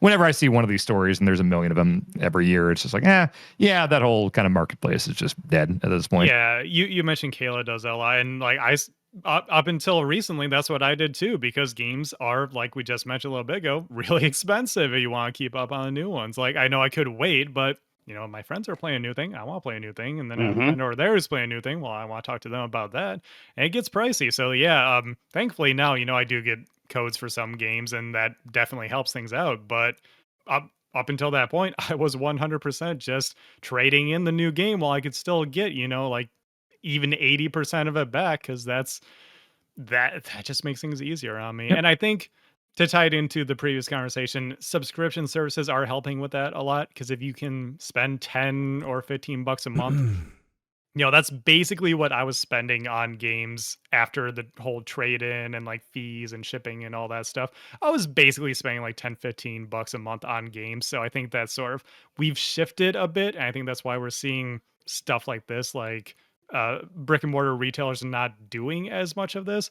It makes sense, but yeah, it is still a bummer, because it feels like the end of an era. It's like, as someone who spent over 8 years working for the GameStop Corporation, I can tell you it is not a business model that works anymore, and it hasn't for a while. So. Here's a fun little subscription service I recommend to the folks at home that are budget conscious. Perhaps go to if you live in a major metropolitan area, this is easier for you. Sign up for a library card, and then... Sorry, I just saw the talking. Sign up for a library card, and then you can also get games. Most big libraries in your city do have physical copies of games. You can stay up with up-to-date stuff.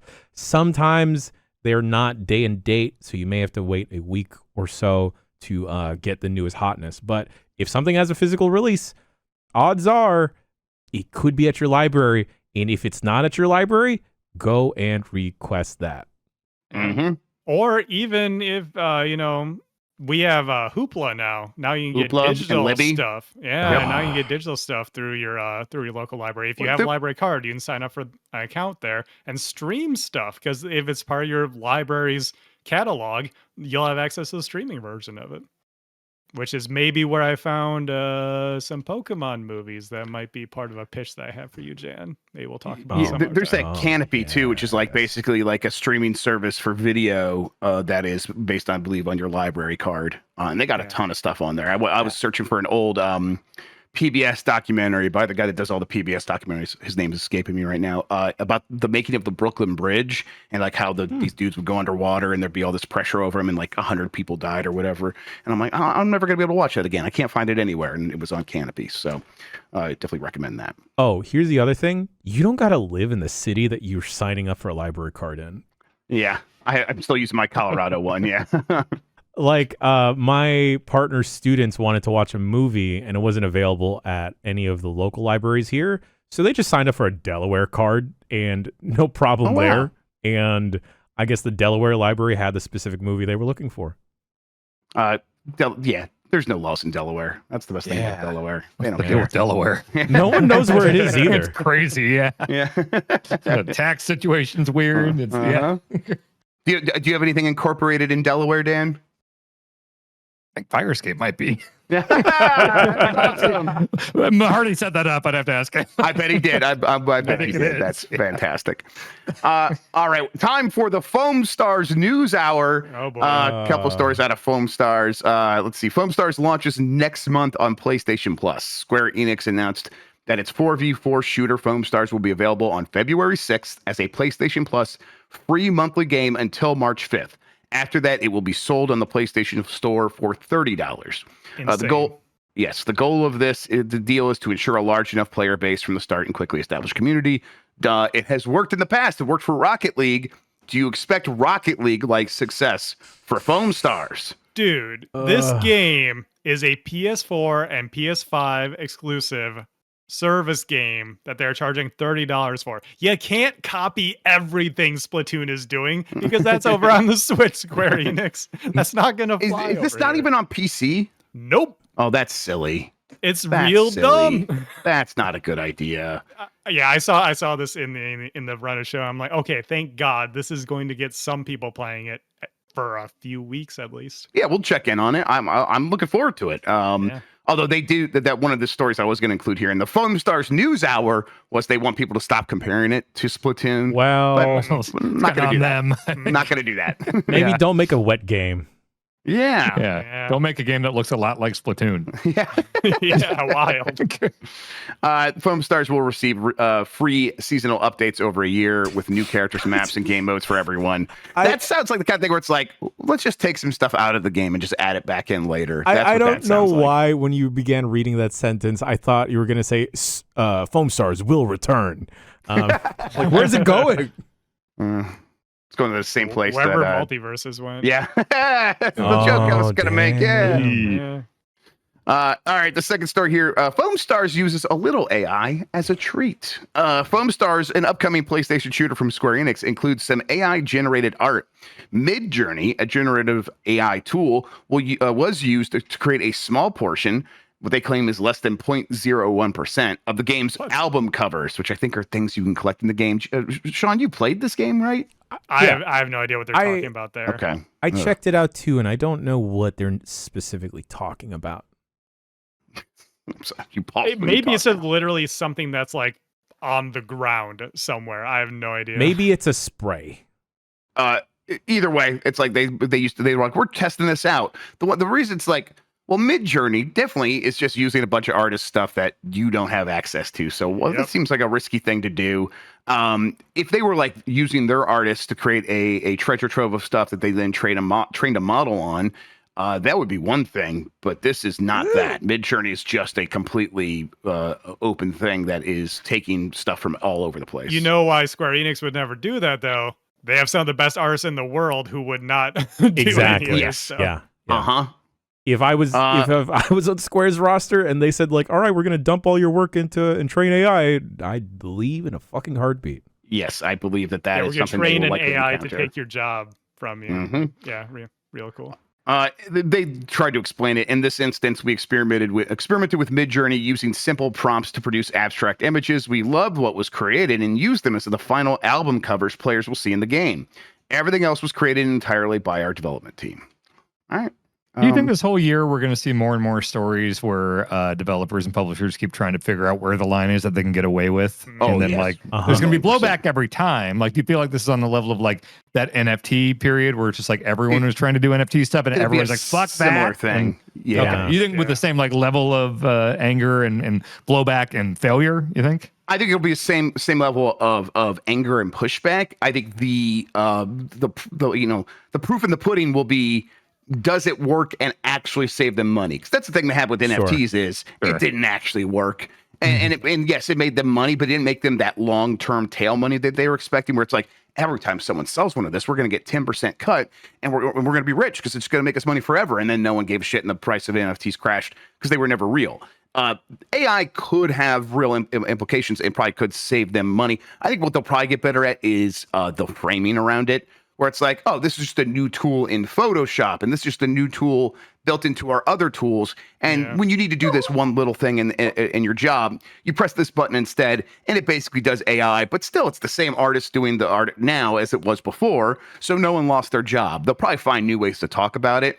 But yes, there will be, throughout this entire year, this back and forth between developers and publishers seeing what they can get away with and trying to figure out where that line is. 100%. Yeah, the difference is that AI can be used for good purposes and not just stealing job purposes, whereas like NFTs were just complete horseshit. So for instance, like the way that like Hello Games, like procedural generation isn't in that same conversation, is it? Where it's like, like if there are elements of No Man's Sky or Light No Fire that are like procedurally generated, that's a different thing, right? Than or is it not? I don't. Different branches on the family tree. Yeah, it's all part of the similar spectrum, right? Yeah.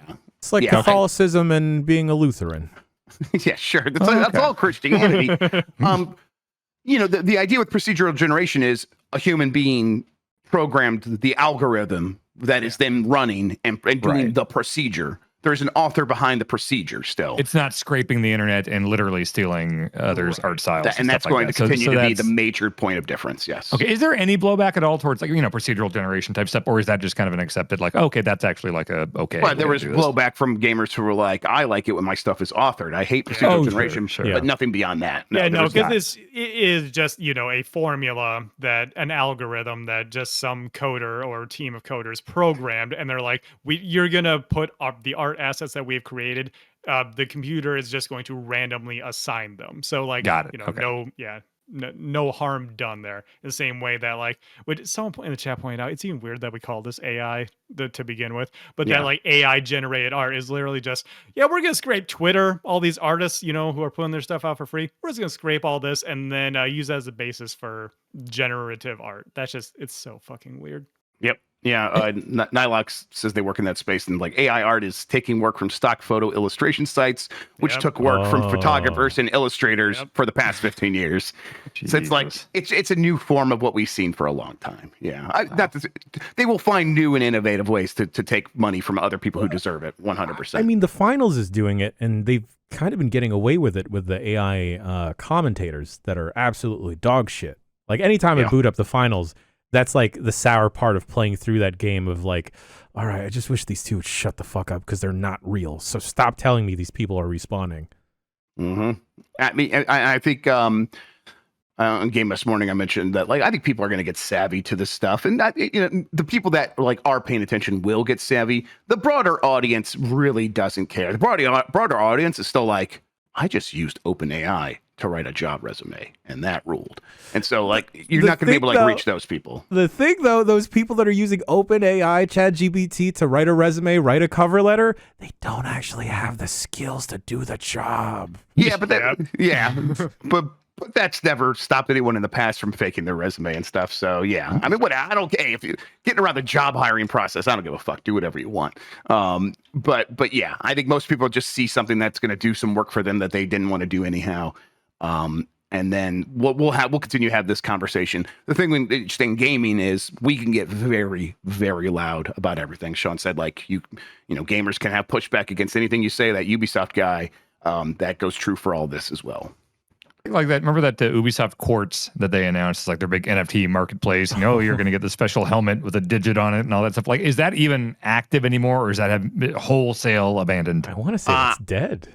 I think they made $800 and shut it down. Yeah, something like that. GameStop just shut down their NFT market. Too much. Yeah, GameStop. I didn't even include that story. And GameStop has just shut down their market. Now, shocking! Wow. Part of that is going to be regulation. Yeah, but the real thing is no one fucking used it. No one bought anything on that stuff. So yes, very shocking. So like even Twitter of all websites is ending support for NFT user icons now, right? Mm-hmm. Wow. Probably. Wow. They are. Yeah. Yeah, now we can't call out the idiots. Shame. There's still a significant ways. thing to find out who's an pretty idiot. easy ways.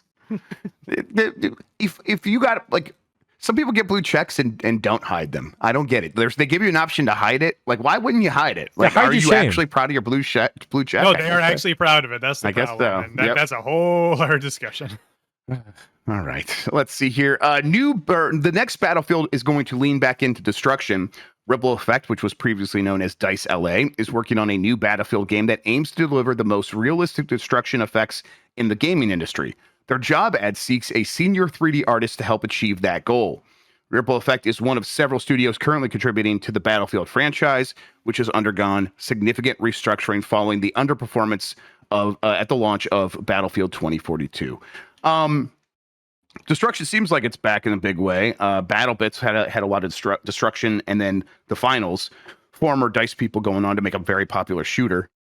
So it doesn't surprise me too much, but it also feels like, oh my God, you were the leader in this space, and now you're playing catch up again, where you're like, okay, we should go back to making destruction be a big part of Battlefield. Evolution, baby. Evolution's Make a back. bad company. Put out another bad company. Yeah, do that. Yes, please do. Is there any chance that that's what's happening here? That maybe like this DICE LA team, the Ripple Effect, is actually working on Bad Company while DICE proper is working on the next Battlefield?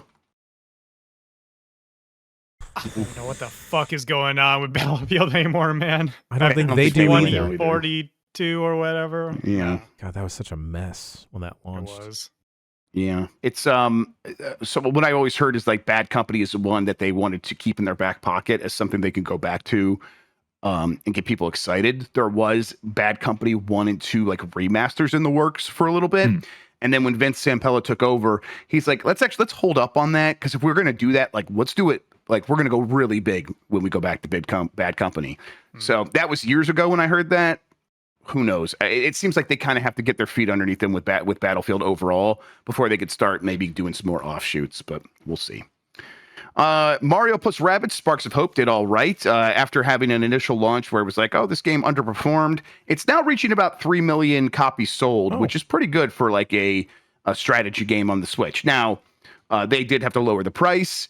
The original game, I think, did pretty similar with far fewer Switches out in the world. But for a game where people are like, getting the 3 million copies sold is pretty impressive. I still have not played it. I own it, but I've not really played Sparks of Hope all that much. Did any of you guys ever check it out? Bounced off of it. Yeah, it's good. Actually, I'm looking at. Did I review it for this website? I might have. Did. Yeah, that was like I did. I gave it 4 stars. Yeah, Yeah. I remember why I stopped playing this, and it's because of the new Rabbid they introduced. Named Edge. Yes. Yeah. Edge. They really Yeah. called the character Edge. That's right. Uh-huh. Edge.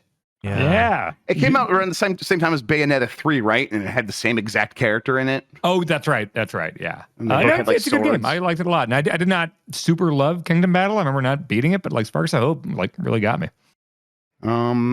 Take-Two filed a trademark dispute over Remedy's new logo, saying it's too similar to Rockstar's. Now, they both are, but the Rockstar one has a star, and the Remedy one says fucking Remedy underneath it. So the argument here would be like, this is going to cause confusion for the consumer in the marketplace. That's what a trademark is all about. It is a brand out that you want to have protected so that when a consumer goes to pick up a product, they know the thing they're picking up that has that brand on it is definitely from the company that they're thinking of. That's why, like, oh, Mickey Mouse is in the public domain. Those ears, their trademark, is going to be protected for forever because they want to make sure that people know that's a real Disney product. Right. I think one way that's going to help people from knowing that it's a Remedy game and not Rockstar is it says fucking Remedy in it. I Different don't get this. colors. Okay, for audio listeners who may not have seen this, just like I did not see this up until just now, the Rockstar logo, as you know, is an R, a capital R with a star next to it. Thank the you. Remedy logo is an R. It's like a capital R with like ripples through it, so it kind of looks a little weird and funky, like you would expect from Remedy. And then below it says "fucking Remedy." You know, do you think we're gonna get heat for calling Bombcast for Vengeance BCR? And then if we just make the R slightly bigger than the B and C, they own R. Absolutely. Wow. This fucking grow up. The other thing here. Do you think that Take-Two knows that Rockstar is working with Remedy on Mad Max remasters? Like, they're doing that right now. Maybe you just Max call Payne, a person. right? What's that? Max Payne, right? Max Payne, yes. Max Payne. What did I say? Mad Max. Oh, yeah. Thank you. Yeah. I knew what you were saying. Yes, thank you. Yes, that's just a brain fart there. Max Payne 1 and 2. They're doing that. They're making that right now. So these companies are already working together. I don't know. It's a bit strange. It's like, Take-Two's lawyers maybe got a bit big in their britches for this and just rushed out and did this without thinking. Now, it's not like I don't think it's a lawsuit. I think it's just Remedy trying to get their trademark approved. And then there was just a dispute filed by Take-Two to say, hey, we don't think this should be filed because it's similar to our logo. And it's not that big of a deal, but also maybe you could figure out another way to make that work. Last couple of stories here. Dragon's Dogma 2 director says newcomers can safely dive in because the hero has amnesia. Yeah. The video game's going to do the thing. Basically, Itsuno, who's the director, it's like, no, don't be afraid. The character also doesn't know what happened in the last one. Perfect. And anytime a character in a video game has amnesia, I'm just so happy. I get so happy. I get like so jazzed. Yeah, imagine the first developer that thought of that. Like, okay, people aren't going to know what's going on in this world, and then someone says, "But what if they have amnesia? So they have to have everything explained to them." And it's like there should be a statue built to that person. That person, if we're looking at the ripple effect, the butterfly effect, whoever invented the concept of amnesia, so the first person to lose their memory invented the roguelite. That's right. They're responsible. Look at that. It's beautiful. Follow the dots. Finally, Capcom is backtracking on its DRM that it was putting into a bunch of old games because it didn't want people to mod those games. It was a really weird thing we talked about on Game Mess Mornings. I like just kind of like threw this in. What happened here, Shawn? I also haven't. Other people have made videos about what happened here. Basically, my understanding is Capcom finally got caught basically with, because they've been doing this for a while now, a variety of different games, adding in, I forget what the name is of the DRM. Someone's going to tell us in a second here, but this has sort of been their fallback when they like take de novo out, is they'll take de novo out and then sneak this one in instead. Oh, gross. Crack. And basically some people in Steam comments, Enigma, thank you. It started causing issues for whatever reason, and some people started calling it out, and that's what led it to being a big deal. I don't know. The whole thing is weird. First of all, fuck DRM in any way, shape, or form. But it's just, this is one of those stories that's a little odd to me, because, like, y'all, this has been there. Like, I get they might have been adding it to more games that they didn't want. Yeah, Resident Evil 2 was the recent one that got it. I think that was the one that where people are going to pay attention because that's a very popular game still. Yeah, well, I know they alternate between it depending on how big or high level it is. Like, I think the RE4 demo had de novo, but then the full release had Enigma, something like that. I don't know. Well, I'm looking at the Steam page right now for Dark Void, and it says incorporates third-party DRM secure ROM. But good news, it is on sale. It's $5 for Dark Void now. Secure ROM. That's the ancient version. That goes way back. I've been getting a craving to play Dark Void over the last week. I don't know what that is. In the last week, you've been thinking about Dark Void? Yes, in the last week. Me and Mike were just talking about it. But even before I talked about it, I'm like, why did that come up? I should play Dark fucking Void. Rocket Knight. That's why. I think it also jetpack came game. up during Blight Club because we were talking about you should play a good cover shooter, and then I was like, I'm gonna play that vertical cover shooter, Dark Void. I think of Dark Void every time I travel with Tim Turry because he still uses his fucking Dark Void media toiletry bag. Hell that yeah. rules. That's a power move. Yeah. Dark Void's got a great soundtrack, at the very least. So. Damn, should we play Dark Void? Yeah. It's not bad enough for Blight Club, but if Should we just want we? to play Dark Void, we can do it. Okay. Best Rocketeer likes. Play that and GB You're gonna summon plays Minati, be Dark careful. Void. Hey, listen, the GB plays banner, we could just play anything. Yeah, That's the beauty of it. Again, we could just play Tale of the Sun in 2024. Yeah. How old was that game? Like probably like 28 years. I'm guessing 97. Older, younger than That's a Shawn. PS1 game, right? Yeah. Oh my God. Let me see. Yeah, it's PS1, 96, April 26, 96. Is that older than you, Shawn? April? I was, let me think, 10 months old. Jesus Christ. Disgusting.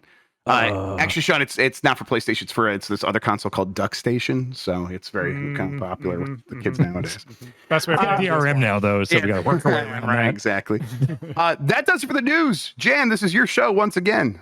My camera's still dead, so I'm still using a JPEG of me in my old place. We're gonna go It's collect so some good. emails, and then we're gonna go read them together. Maybe we'll get a quick round of poker in between. Who knows? I don't know. Let's fucking go. Maybe we'll just conduct mic checks in poker now. Yes. Oh God. Okay. All right. That's good. All right. Well, we'll see you after a quick break with emails.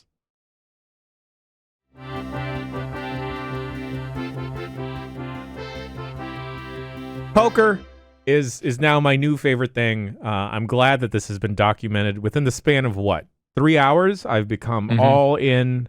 I already have the visors in my Amazon cart. It's 2-day shipping. Don't worry, folks. It's gonna be great. Well, and Jan, you haven't played shoot poker yet, where imagine how good it feels when you know you've got a great hand and you got some fish on the line there. You got people you know you can get some money from, and you say all in and you get to push all your chips out physically. Oh man, that sounds cool. Or that's the big one. The little ones too, or we just want to do a little call or just toss some chips out there, stack them up. Just physically, poker feels very good too.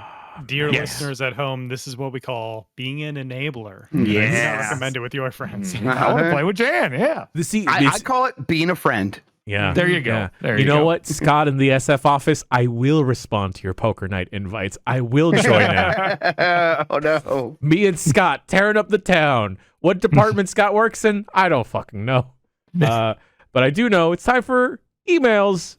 Bombcast@giantbomb.com is the email address to send your emails to. You can send them about virtually any and everything. Tell us about what books you're reading. Tell us about what movies you're watching. Tell us perhaps about dumbest injuries, as Joe in Michigan writes in. Shouts out to Michigan again. In honor of Dan, what's the dumbest way you've injured yourself? When my wife and I were dating, I snapped my thumb trying to show off by doing fingertip push-ups. I was a piece of shit back then. Nice. Hell yeah. Nice. She has to help me open Ziploc bags sometimes because I never got full strength back. Needless to say, shit. she's still very impressed. Love you all, Joe in Michigan. Oh, Joe. Oh, no. Hell yeah, Joe. Live that Definitely piece know of how shit to life. That level. I got really bad tendonitis. Well, my tendonitis was reactivated because I was playing a mobile game for too long. I think it was called like Brawl Stars or something. It was Okay. Oh god, I gotta find it. But it was a dual analog stick shooter, but because it was like touch dual analog, that's what threw off my thumbs, I guess. Oh wow. Because like there's no like see. pushback or whatever from Yeah. using shoot analog sticks. The digital screens fucked up my thumbs. Yeah, I had to go to sounds months of physical therapy because I was training every day to try to beat Tyson round 1 TKO. So and I still haven't really played it since. Oh, Yeah, I was in like maybe the second grade, third grade, and I tried to jump from one end of the monkey bars to the other, and I would grab it and I'd hook it, and I did that like 10 times, no problem, like swinging from one arm, and I looked pretty cool. And then I did it an 11th time and landed right on my shoulder, and I'm pretty sure I broke a bone then, my collarbone. But I went to Boy Scouts that night. And I was telling people, like the other Boy Scouts, like I fell down, I hurt it, and it hurts really bad. Like if you were to hit it right now, like it's the kind of shit like kids talk, like I dare you to hit it, would hurt so bad. And the guy just goes, like just hammers right on my shoulder with a full fist, and I was like, "Excuse me," and I just went out in the hallway and cried. Oh. It hurt so bad.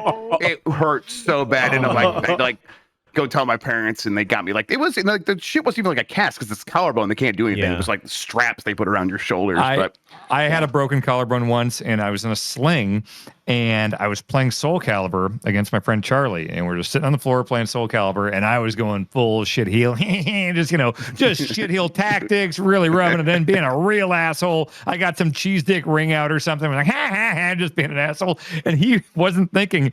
We had like a metal bucket in the room. I think there had been like a stain or something, but there was like a metal bucket, and he grabbed it by the handle and whipped it directly into my freshly broken collarbone. And I just yelped like a dog whose tail you step on. And he instantly was like, oh shit, like I saw in his face.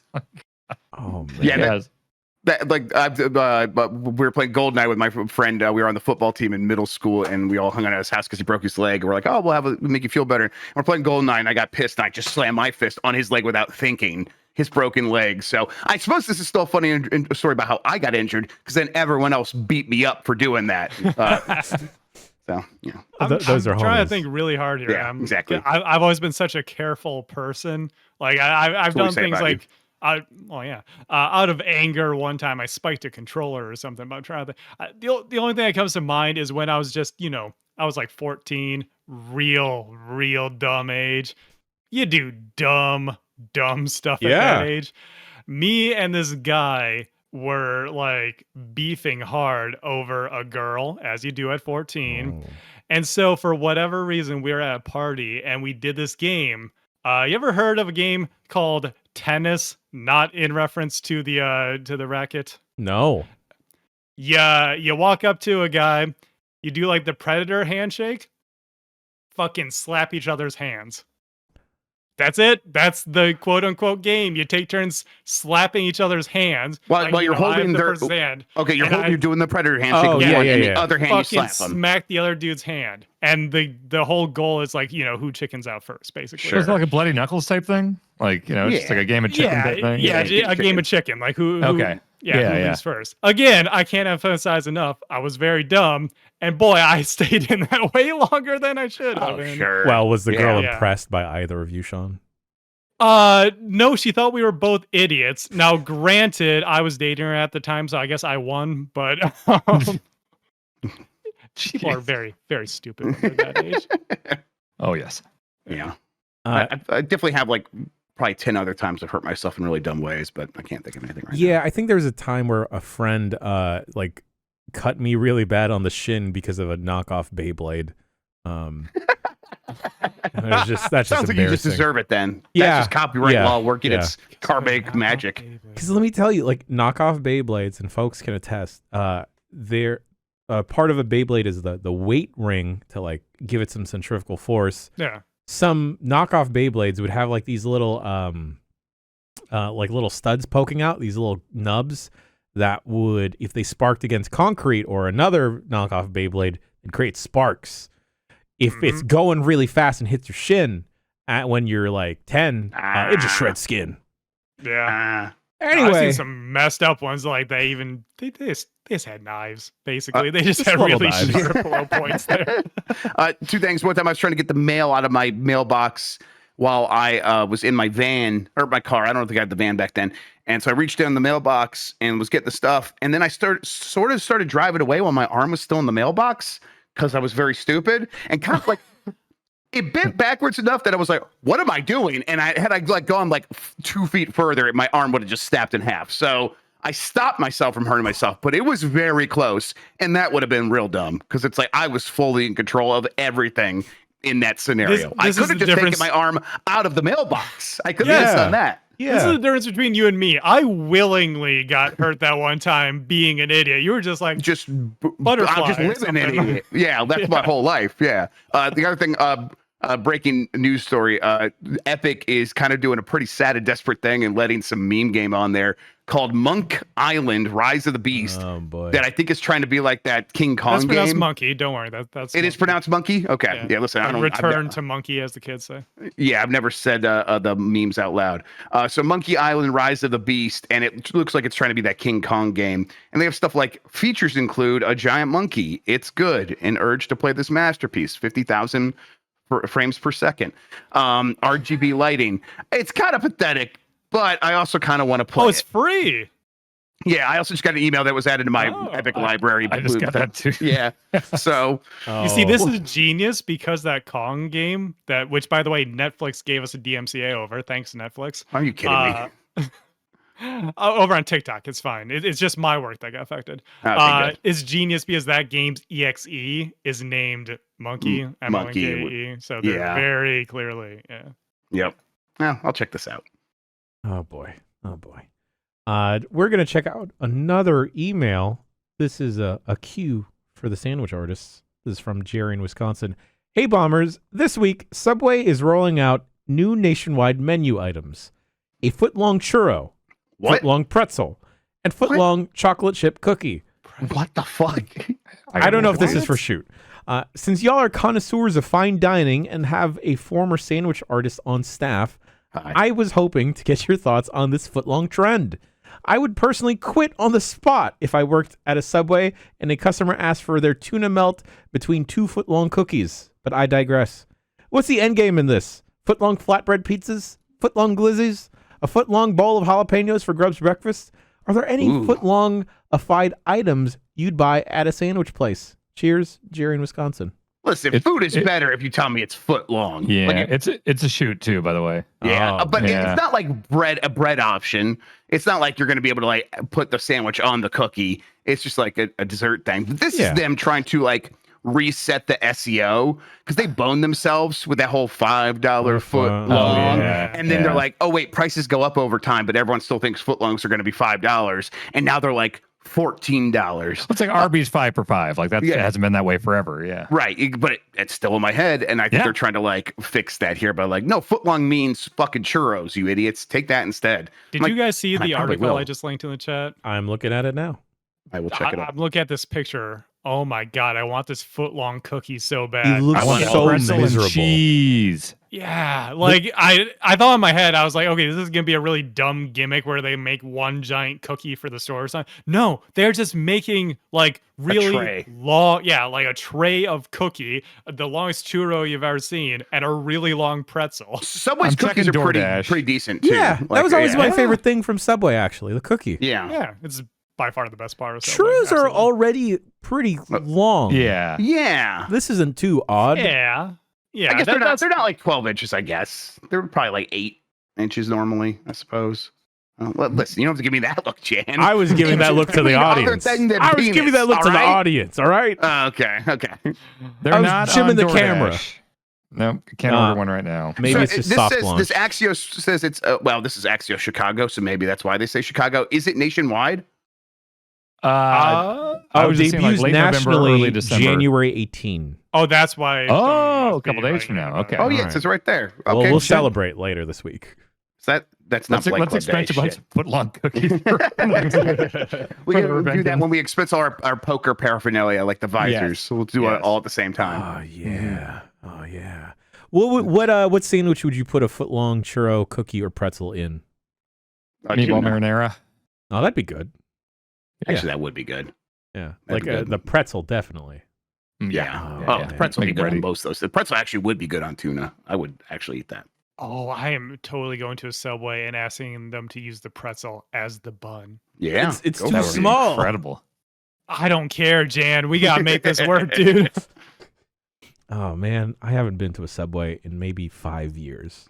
Am I about to go to a Subway later this week? Perhaps. Subway's fine. Sounds like. That's fine. I think the last time I went to a Subway, Dan, was one of the last in-person San Francisco Game of the Years when we all got the ultimate meatball marinara. That's right. And there was like that wet bread, that super garlicky bread, and it was a lot, but I remember being pretty good. It was pretty good, and then nothing else happened that day because everyone else food comaed so hard. But I think I got it the next 3 days though. I kept getting it. Well, you're built different. You're built superior, built Dan. different. That's right. Man, that was an amazing. Did we even answer the question? Like, what do we want to see as a footlong? Oh, Starburst. Just one big starburst. A long starburst. Starburst the long way. Starburst the long way. Perfect answer. Moving on. Yeah. No notes. A foot-long spaghetti. I think that's a I mean, noodle, that Jan. happens anyway, right? Yeah, but just like I want straight noodles. It comes out of the box straight and rigid. I just want to eat it then. 12-inch stiff spaghetti noodle going right down Is the old Dan gullet. just talking about eating raw like spaghetti? Listen. From the box. Listen, I remember That's what al dente is. pulling up to a one-on-one meeting with Jess, and then she was eating a box of pasta, and I was very confused of why she was eating a box of just straight raw pasta. What kind of pasta? What was the pasta shape? Bow tie? Fusilli, because that was a real silly thing to do. Okay, Jesus Christ. Okay. All right. Next email is about permanent records. We got a bunch of emails this week, by the way. So shouts out to all y'all. We're not gonna thanks get to everybody. All of them. I appreciate all of them. Even the mean ones, I appreciate because Well, you take your especially the mean time ones. to send them. So thanks. Anyway, this email comes from Pete from Calgary, Canada. Hey, Bomb Crew. On the Prince of Persia video, Jan and Nikki were talking about permanent records. I don't know how this works in the US, but students do have a file that follows them throughout school. Mostly it lives in a file cabinet in the office and gets copies of report cards, program modifications, such as how is this child's learning disability being accommodated, and records of contact home for behavior, attendance, etc. It follows you from school to school, and I believe has to be held for a certain number of years after you graduate, but beyond that, it's not much. The main reason that I'm writing in to the class is that we don't call them permanent records. What do they call them? And okay. Hang on. And I would like to hear Jan's reaction to their name. They are called the student's cumulative file. But that's so long. But in conversation, every single teacher I know calls it the cum file. Or just cum for short. How's that spelled? cum. The cum file. Yeah.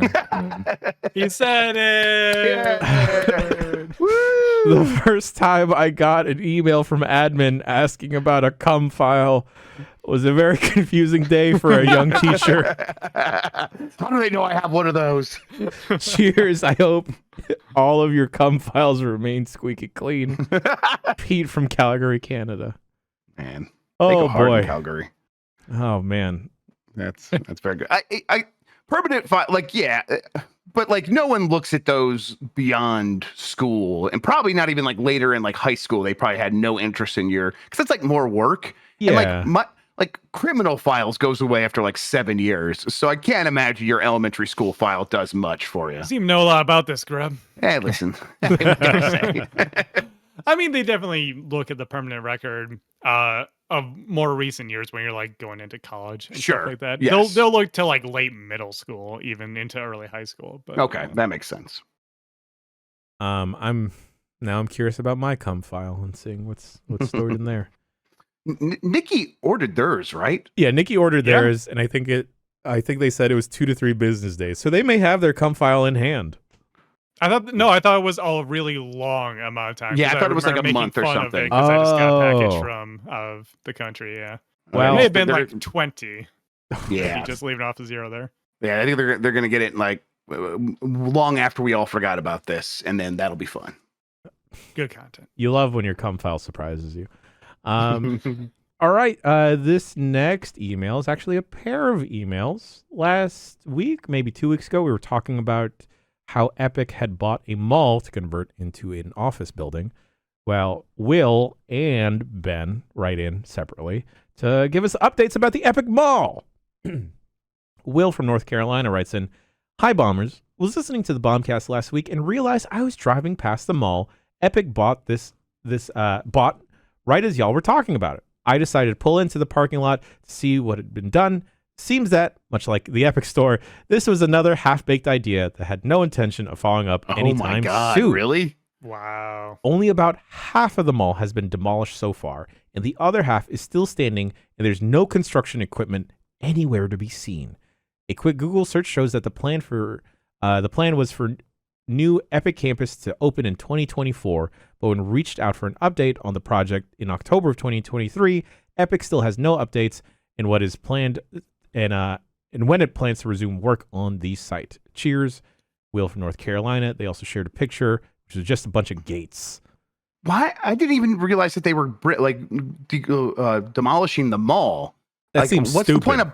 What's the point of fucking buying a mall if you're just gonna strip the land and build something else? Just use the old fucking mall. Yeah. Like, think about how Retrofit fun it. that'd be. Yeah. Just You like could turn it into a Tony Hawk 2 level. Oh, Or Tony man. Hawk, Tony Hawk 2 level.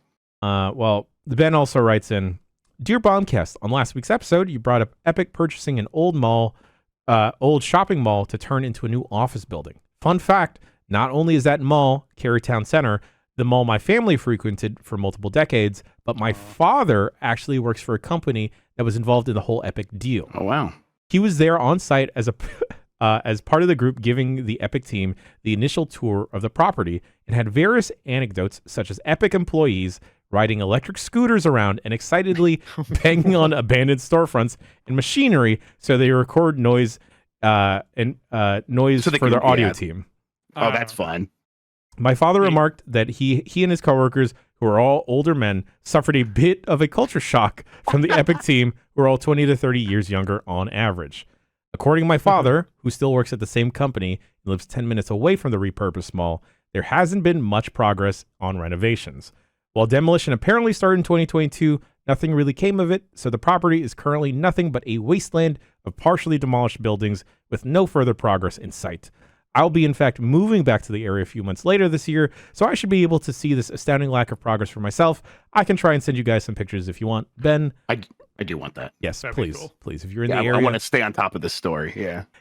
It seems so stupid, especially if you're going to excitedly ride around a mall in electric scooters. That sounds so fun. I mean, the good news here is it's not like this money caused them to have to lay off anybody because they spent it on this instead. Oh, wait, what the fuck? That's exactly what happened. This is baffling. I can't imagine spending this amount of money on something and then just be like, well, I'm not going to do anything with that. That's like okay, I was going to say epic misappropriation of money, but I'm just going to stop right there instead. I'm sorry, go ahead. everybody. You could say it. Go Yeah, say it. well, no, for that, I'm just going to let that count instead. This is absurd. Yeah, I don't know. What would y'all do if you bought like an abandoned mall? I'd live in it. Pickleball. Dead Rising Museum. Yeah. Oh, fun. Just like the biggest game of laser tag you've ever seen. Yeah.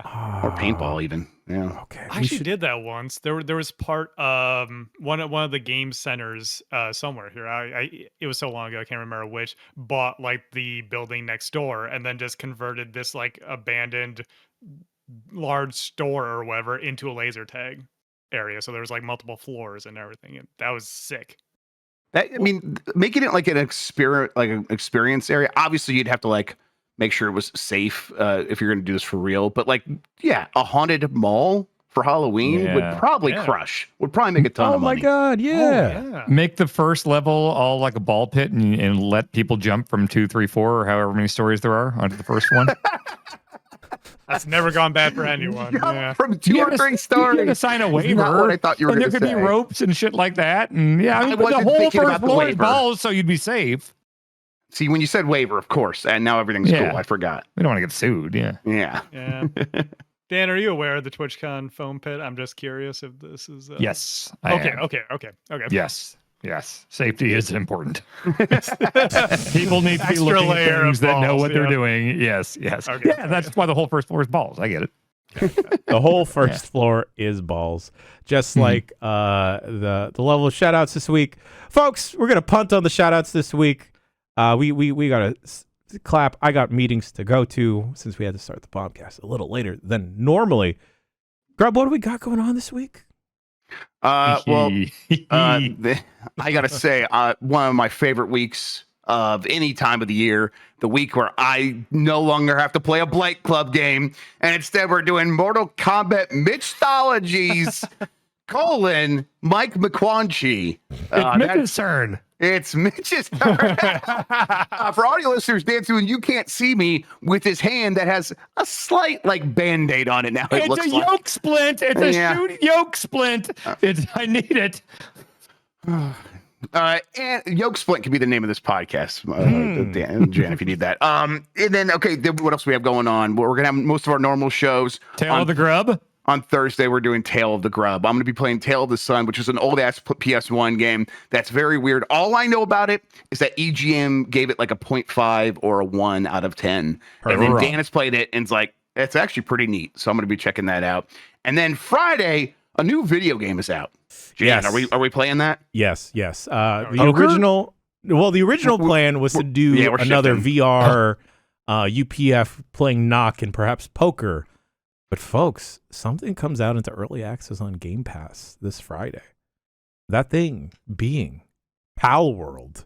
Shoot those Pokemon, Jan! I'm going to load up and we're going to go to town. We're going to go hunting or maybe go hunting with. Who knows? We'll figure out together. A little bit of both. Yeah, look, column A, column B. Is it multiplayer? Do we all need to download Who it? knows? There other games were, but and I also think they've been free to play. I don't know if it's multiplayer, we'll all get in there though. Like I'm not into Pokemon, but if you gave them a bunch of guns, I might be interested. God, what was that? You watched the video where they're just like there's a girl with like an AK-47 just unloading into the biggest Pokemon you've ever seen, and it's sort of just sitting there like, please don't shoot me. It's incredible. Oh jeez.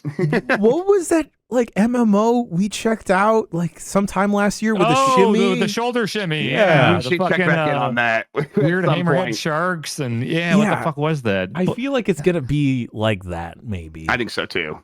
What the fuck was What that? was that game? I'm like about to go through my library of like 1,000 games and try to find it, but there's probably an easier way to do that. Zootopia? No. Yeah, Come on, folks. What is it? Act as a brain. Another episode of Jeff's this week, I believe. Chimera. Chimera. Okay, I can find it now. Chimera Land. Oh, okay, yeah. Chimera, I guess. Right. Chimera. Fucked up character creator. Yes. Right, yeah. On top of that, Game Mess mornings popping off Wednesday, Thursday, Friday. We'll have an episode of the Voicemail Dump Truck on Thursday, as well as another episode of Bombcast Revengeance this Friday. Who knows what the topic will be? We'll figure it out. It's going to be the Detroit Lions. Let's go. There we go. We're gonna turn it into a sports podcast and then a movie podcast as well. We're gonna talk about Poor Things and then the Detroit Lions. Woo! Oh man, God, that movie! Y'all should watch that movie. I'm gonna check it out. Everyone seems to love it. I watched Gotti again, made by MoviePass, starring John Travolta. If anyone's been watching that. What do you mean made by MoviePass? I didn't know that. MoviePass put out Gotti, and it got a 0% critic score on Rotten Tomatoes, but the user score was higher. So MoviePass's marketing campaign was like, "Ooh, big movie critic doesn't want you to see this, but the people love it." And it's a baffling, terrible fucking movie. It's also baffling because doesn't MoviePass benefit from people not going to see movies? Why are they encouraging people to go see the movie? I don't think they ever knew what they were doing. Okay, in any way. God, biggest Gotti fan I know, Dan Reichert. John Travolta.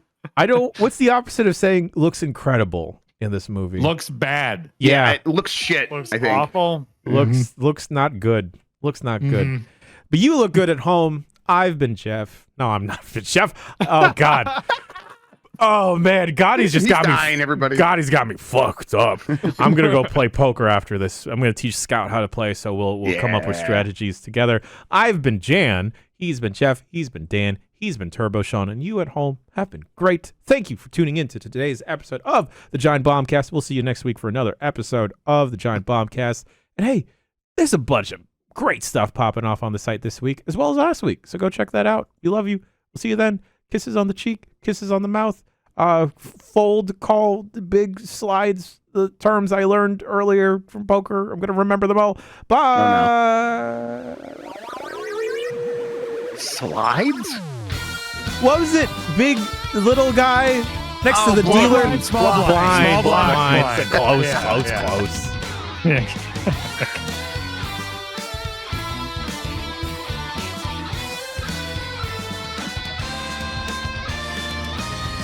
The Giant Bombcast is brought to you by the crew's newest addictions. This week, poker.